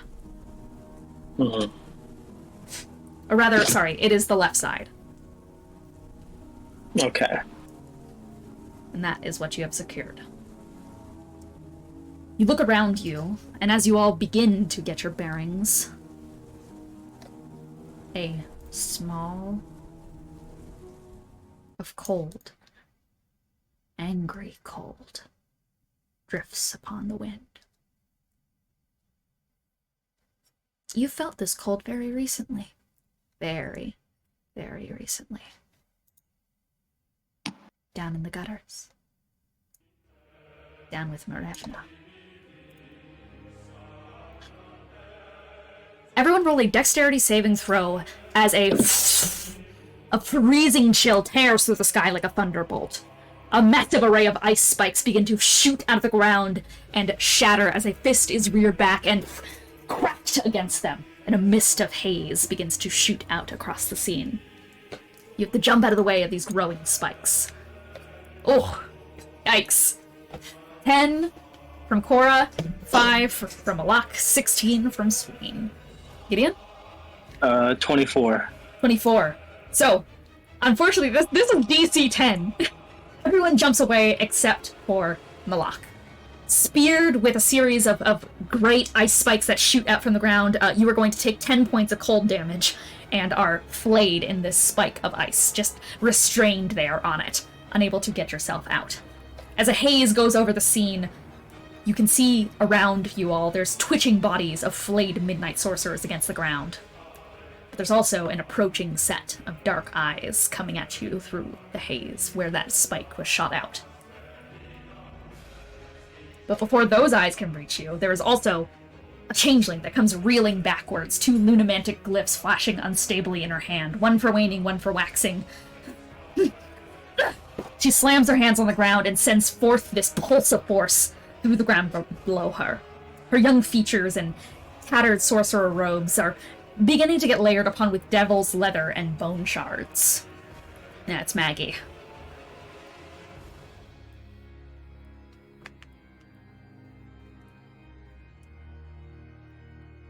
I guess we should find Zariel in this one too. Much moving. easier said than done. Yeah. Gideon, you're okay? Do you need healing? Probably, but I think we need to focus on just getting through this right now. Yeah. So, you guys just, I'm assuming, group up. I mean, Moloch is currently impaled on a giant spike of ice. Yeah, she probably. Yeah, so she Deal probably with that. get her off. Yeah. Do I roll something to get out of it? You are currently restrained in here. Someone else has to help you off. Okay. I mean, yeah, I'll go over it. I'll help. Okay, that's gonna be strength. Try and pull Moloch off. Give you a little guidance, if I can, while impaled. Can I go help? I mean, Korah? it's touch. Yeah, you guys can help. Yeah. And as that is happening, as Sween and Korah go to grab Moloch, I'm assuming, Gideon, you're still, like, scanning the scene around you? That's 16. Yeah. Okay. Scanning the scene around you as the other two start to grab and yank Moloch off, which you are successfully able to, and unhook Moloch from this pierce that has gone kind of through the underside of their breast. Running up towards meeting Maggie, a human of dark skin and freckled features, clad in knightly attire, older now, estoc in one hand and a parrying dagger in the other, both glowing with a shimmering silver, and a deep necrotized scar over her left eyes. It's Yale. Yale! Get the Zariel! Yale immediately just nods at Maggie, turns around, starts running into the mist.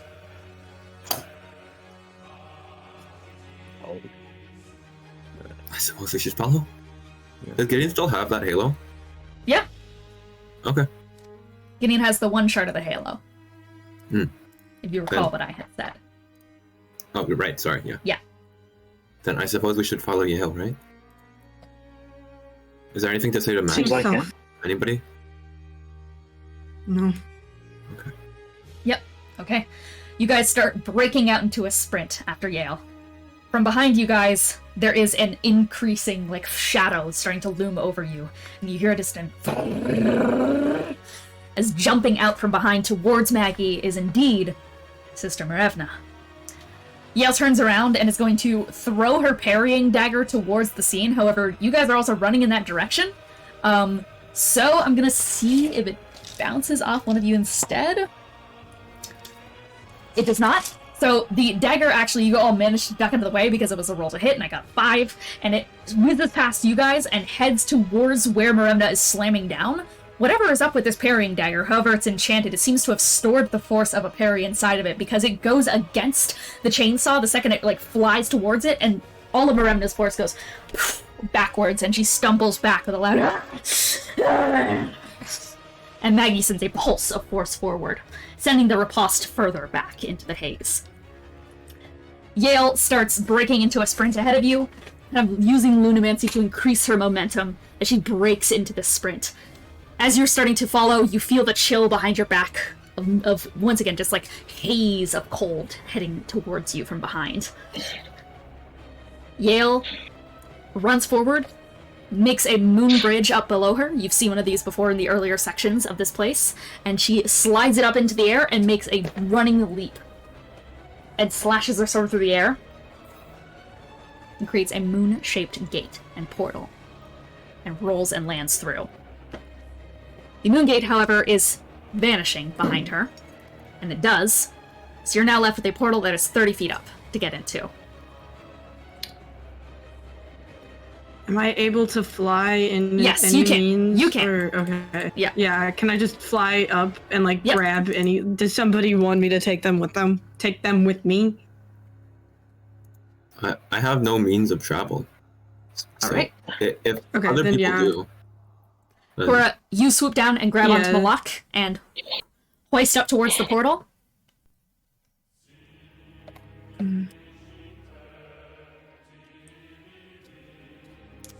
Sween and Gideon, how are you getting up there? Because that's going to fully take Korah through. Would I be able to misty step Yeah, up there? absolutely. So you can Cool. inside. You're in. Sween.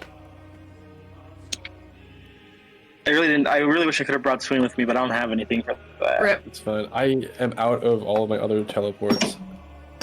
Actually, I have one, but it doesn't work on me. Wait. Can I shape water with my decanter of water to make a little staircase? Or is that not enough time for that? I'll give you it. I'll give it to you. I will, like, Okay. very much just, like, this is gonna be, like, a one-time instance thing where I allow you to make, like, a small waterfall up from the place. And it's very small, is the thing. It's, like, barely usable for more than just a second to boost you up into it, and you all land on the other side of the portal. Zariel! It's Miranda! She found... Drip. Drip. There's a face on the floor. An angel's body, draped upon a marble mantle, dressed in only a robe. Candlelight dripping thick white wax down around the stairway towards her. As a dark armor-clad figure lays the body down limp. Yale steps forward with a rest talk. Drop your weapons! Stay away from her! You wretched devil, I will rend you limb from limb! A slow turnaround from the armored figure, just enough to brush past the stark white hair down towards cracked porcelain. Rage is unbecoming of you. Harmon turns back towards the body, grabs his helmet on the mantle next to her, and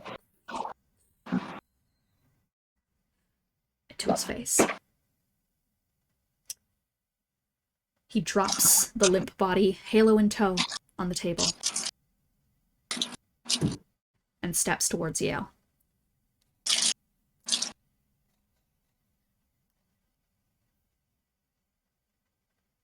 So a halo is on the body. Yes, Okay. which he is leaving behind. Because in Moloch's head right now, the only thing we should be prioritizing is grabbing that halo. But Yeah. she does want to see, like, if it's possible to gather more information about it. Yeah. So right now she's doing nothing, unless anybody else wants to do something. Let's see. Let me see if I have the spell slots for it.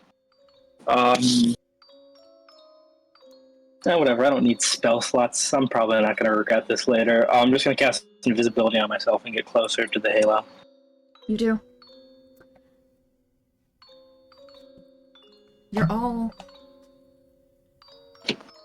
walked past, indeed.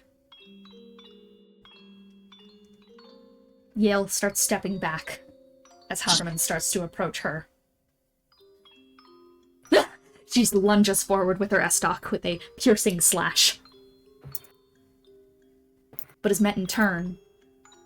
By the way, who moved from their starting position closer to the halo? That was just Moloch and Gideon, right? Oh no, Moloch didn't move. Moloch didn't move? Okay, so just Gideon got closer towards the halo in the body. Then you are all in the line of fire as a giant-esque hand rips out of Harmon's socket and through his typical anatomy and breaks through his dark steel armor. Porcelain cracking as runes across the surface of his skin start to knit his hand back into size, but that slash through the air is going to try and clip all of you. Go ahead and roll a dexterity saving throw to get out of the way of this. But not me?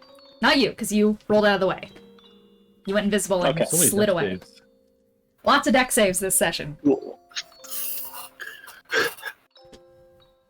No other saves exist, Dean. I love my 6 dexterity. Well, what else is it to avoid a giant claw slash? You chose to give him a giant claw slash. Yes! Get better If dex! I'm wise enough. Anyways, so you all succeed except for Korah. So this is not a save or suck. This is like a save and you. This is not a half damage situation. So Moloch and Sween, both of you guys managed to push out of the way. Korah, you are clipped. You're going to take 10 slashing damage. You stumble back to the side. You are only hit with a back bit of the slash. Yale is hit with full force, sent flying back against the wall and cracking her skull up against the final portion of it.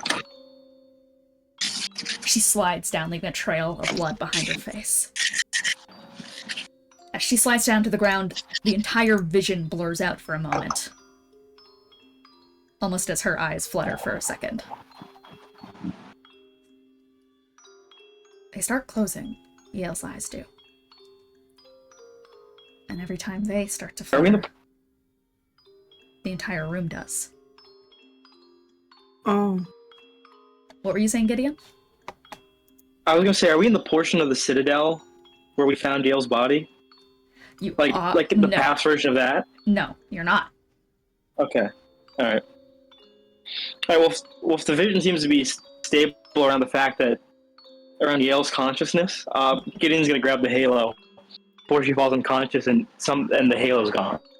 Mm. Gideon, you reach for the halo. Does anyone want to give me a last investigation check for the rest of the scene? Before the halo Sure. grabbing starts to... Can I do it while I'm grabbing the halo? You The can. halo's just sort of grabbing You it can. off. Yeah.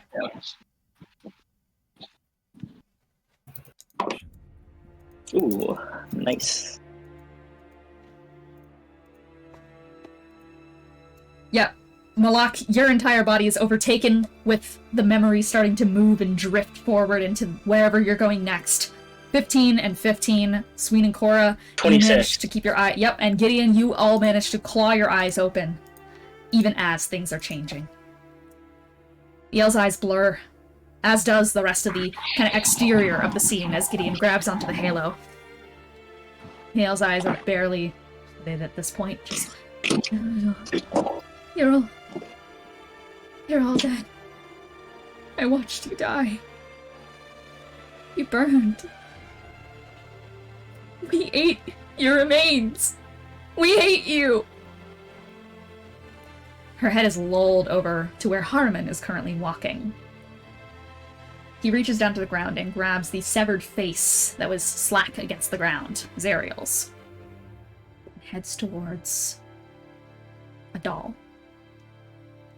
A cracked porcelain shell. Over her neck and clavicle through her hands, but under all of that, scrap, rope, corpse whack, shards of leather, and faces. The dead faces speak not. Instead, they act as stuffing. This is no doll. This is a mummified thing. A grotesque preservation. Harmon drapes the face of Zariel across the shallow head, inlaid with waiting eyes. Yale, hazy, continues. Your bodies. Where are your bodies? She starts to crawl, desperately heaving towards the door, as Harmon kneels and grabs the hand of the doll. Guide this anger with your eminence, my queen. May these grotesque lands be taken in the embrace of your beautiful flesh. The Lord of Pleasure beckons thee to take this land in the name of Holy Order. Yale continues to crawl as best as she can out of the room. She looks back for one last glance and sees the eyes on the doll blink. Zariel! Zariel! Zariel!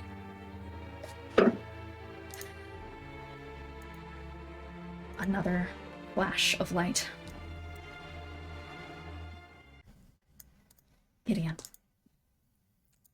You hold the two crescents of a moon in your hands. And you're back on the field of moonglow lilies. The corpse stands ahead and turns its faceless visage towards you. There's no moon here, only the glow of the center portion of her halo against the flowers.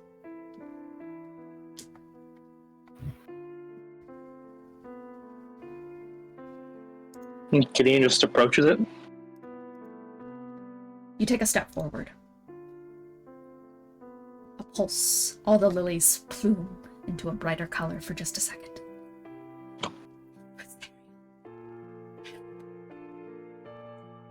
Another step. Please, Zariel, please. Much. We can't. It's all too much. Another. Deliver us. Another. We can't see the waters. Another. I can't see the waters. Another. Help me.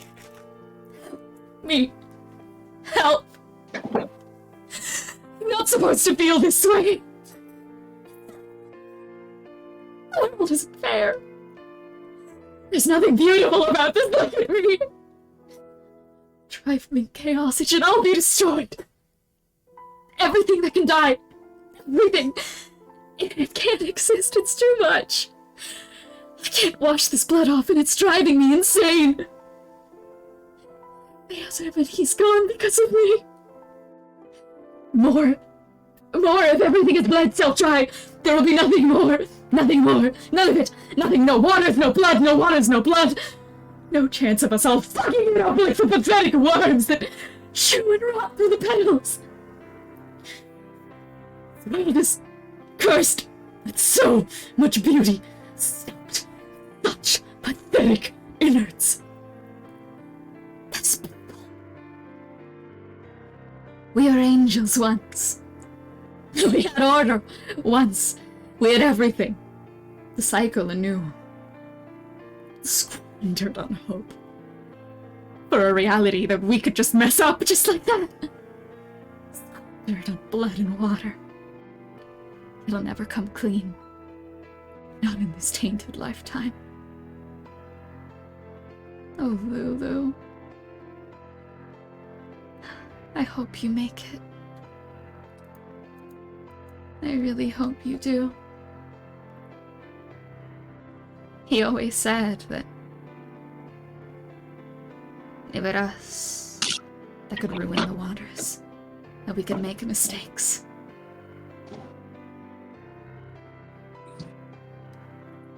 This one won't be one.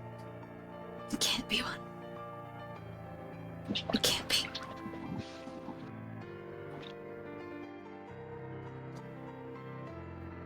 Gideon, you've made it to her face. Her blank, empty nothingness of a face.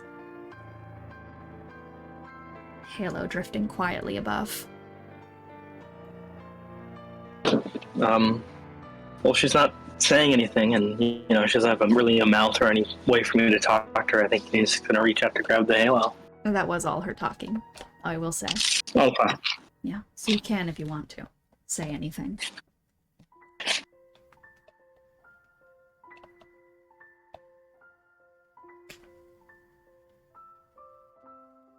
Or do you just grab it, wordlessly? I think he just grabs it. You hold the 3 fragments in your hand. And all of you are in a small, quiet room. The same room as the one from the second vision there. The pedestal. The dried blood. Cracked against the wall. The corpse of an angel.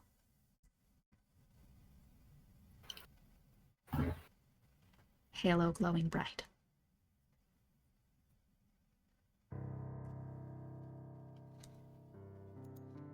That's the real halo? Yeah.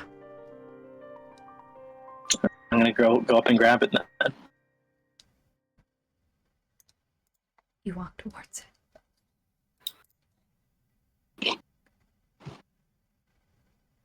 As you approach, a ward shatters on the halo.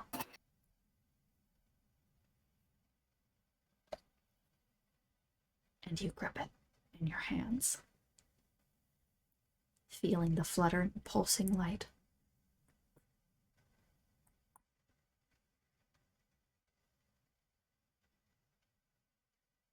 I also just want to look down at the corpse, see if there's anything, notable about it compared to any of the visions or anything. Her face has been entirely skinned. The rest of it's just wrapped in white drapery and preserved in a small coat of wax. There's many battle scars and wounds up her body. But more than anything, which you notice, Gideon, are the deep series of handprints pressed against her flesh. Just barely visible. But similar in the places you've felt those hands brush against you as of late.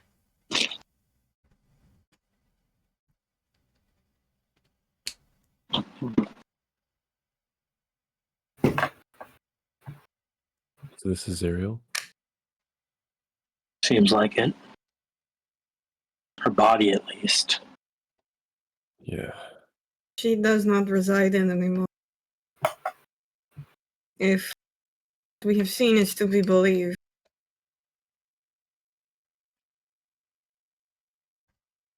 Then This you, this still doesn't make sense to me. Why set this up like this? Why show anyone this? I think those visions were supposed to kill us. Maybe, but even so, why make them so intertwined with her past? Why reveal so much about her secrets? Maybe they don't intend on letting us leave alive. No, but they don't think we're solving this. This has been in place long before we even ever thought of trying to take the Halo. Well, then that last... from earlier, Koshiro, he was her teacher. Maybe... I don't know. Maybe he wants us to do something. I don't know. So it was just a memory of him constructed from the memories of Moonlight. Wait, when Koshiro was talking, he said memories plural, right? Yeah. yeah. Murray. Huh. I'm not sure if this place is of hell at all, or of Avernus at all. Moloch. I need you to ask Matrell something. Yes? Was Zariel the one who put the halo here? You heard the man? The troll?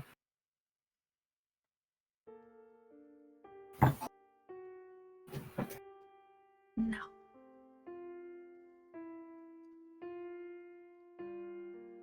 Then who?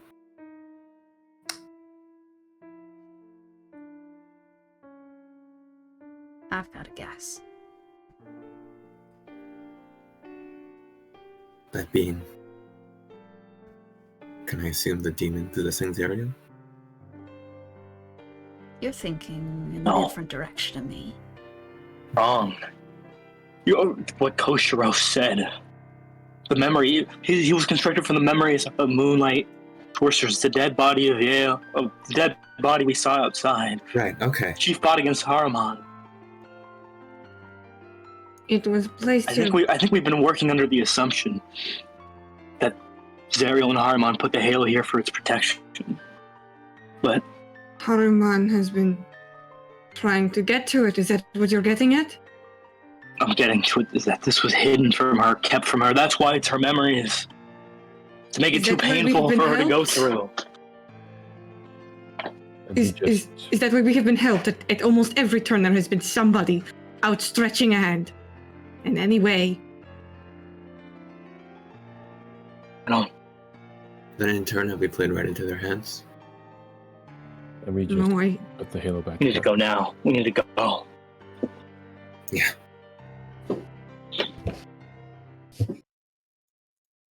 You know, it's weighing on my mind, Moloch. Where are all these other moonlight sorcerers anyways? I thought there were only two left. Zariel and Maggie. Maggie. You turn in a rush to get yourselves out of here. And hear a yelp.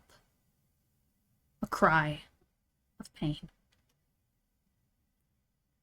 The sounds of Dakota and B. They were playing watch out at the front of the place. They were standing guard. Try and see if anyone gets in.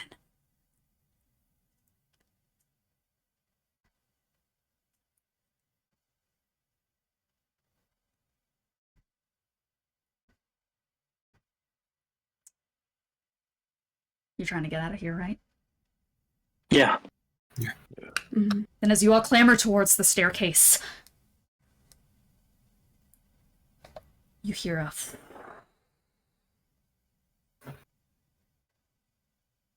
as black armor tilts up from the foyer. There comes a point where we all pass the threshold of non-return. Sorry souls on asphalt roads. Blame's a petty thing in the scope of justice. We do what we gotta do. We all drink from the tainted waters. Devils beget devils. We'll all be taken. It's what we deserve. You'll see the beauty before I do. Haruman reaches down towards the blade and begins to unravel it as all of the pieces start to snap in place and charge with moonlit runes and darkened flame. I hope he snaps your neck so tenderly when he embraces you. Haruman raises the sword and slams it down into the ground and splits the screen of your vision in two. A shattering noise. The stairs underneath you begin to buckle and fall to the ground. You can hardly keep track of what you're seeing right now because you're seeing double of everything from just the sheer heat in the room. Everything seems to fall and buckle underneath your feet, but you manage to get your bearings. All clattered onto the ground. Gideon halo in your hand, and sword in Moloch's. You stand across the great entrance hall. As Harriman's sword lights up in hellfire. We are going to end this session off here. Yay! Yay! Yay! Okay. Yay! Let's go through our closing remarks, shall we? Starting with me, Dean. One thing I learned is that, I think this is fun. I think I learned a lot. I was very shocked at how suspicious you were, Tony, at what was going on in this place. I did not expect that specific thing to be, like, figured out. So, I learned that you guys could catch on to that shit, between those lines. Yeah, Tony caught it, and then it's just like, well, what the fuck else do we do? What We just gotta keep on going. We keep on keeping on. But, you know, I liked that little scene there. That was good. Yeah. And speaking of roleplay moment, I love that final revelation of just, wait, where the fuck are we? We gotta get out of here. Oh, no, we opened the path to keep it from her. Ooh. That was very cool. That was very cool. All right. Next up, Jello. Oh, there's so much I have in this session. Yeah. I was trying to recount. There's a lot of things I feel like we learned. What's worth knowing, learning. The thing with Korah, I don't know exactly what it is that we learned in that, but we did learn something, and I like that we learned it. And what it is, I'll save for later, because I have no idea whether our theories are correct. Roleplay moment. I enjoyed the two folks in the waxing trial. Very fun. Defending themselves against their own. I can't even word today, but you get what I'm trying to say. It was a very fun. theoretical session. Things are very, very ephemeral, very ethereal. It's hard to find the words for some things. Yeah. All right. Kiki, Cursed Ones. Oh, I can't believe I'm the one who gets the Cursed One's last name. This is a blessing. Thank you. Also a curse. I will die next moon. True. But one thing I learned is, goddamn, can we be used as some pawns? Fuck. Like, what? I should have honestly been a bit more suspicious of, like, why the fuck... I'm not gonna lie, man. Why the fuck did Maggie go against Zariel? She has no reason to. What's going on? But also just like, damn, everything can really get fucked really quickly. Ew. Favorite roleplay moment? I like it when Gideon interacts with the fucked up void things. Because it reminds me that he's mortal and not the unbeatable Gideon Godbrand. And You love to watch a boy fail. Yeah, I love to watch a boy fail. What can I say? Gideon Godbrand is my favorite Cursed Ones character. It's written all over my face. Gideon Godbrand, Gideon Godbrand, But- Gideon Godbrand. Gideon God, you just like look down lines. Oh, Gideon Godbrand. All right, Ethan. I'll give you a Yeah. Hi. One thing I learned is that I should be inciting more people with my high wisdom score. That would be cool to do. I also less of a learned thing, more of an interesting thing that there's so many damn eels here. What's up with that? What's up with the Lord? Raises some questions. I mean, who could say? Yeah. It's almost like there's eel. One roleplay moment I enjoyed. Sorry, eels took over my brain. That's okay. Many such cases. I like how much of a freak nasty man you are when you play Harriman. I'm shocked. I'm shocked That guy of should the. be on a I'm list. shocked of the freak nasties that you're not pointing out the fucking demon who said like, "Oh, you're so pretty. I want to tickle you." Well, like, yeah, but that's kind of like a That's- given. That's the new worst That's also line in just- cursed ones. I just don't like it. Like, I don't want to acknowledge that it happened. Like, it's like, yeah, that's a good storytelling thing. It happened. It's like, it did something for whatever. I don't like it. It's nasty. Yucky. Yucky, yucky, yuck. Disgusting. Yeah, fair enough. Well, thank you for the props. I love playing shit nasty Harriman. Tony, rounding us off today. One thing you learned on one roleplay moment you liked. See, I learned, well, I figured out the whole the scenes off thing, but also I learned maybe, I don't know if we should destroy the Halo, just because, like, now, because contextually, it also makes me wonder, like, why the people who put it here didn't destroy it themselves. Yeah, I kind of want to save Zariel. That's not what I'm saying, Ethan. I'm She's saying a fascist. That's what I'm saying. I'm worried destroying the Halo might give her, like, some sort of demonic boost, or it's more complicated than just we smash it and she gets weak.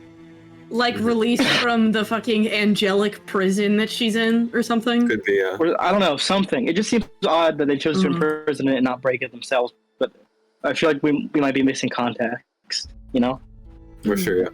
Yeah. Who could say? Who could say?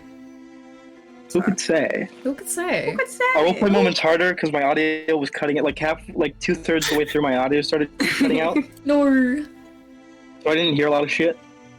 Oh, which is probably gonna have to read the recap to understand things. We'll get you caught up. Yeah. Yeah.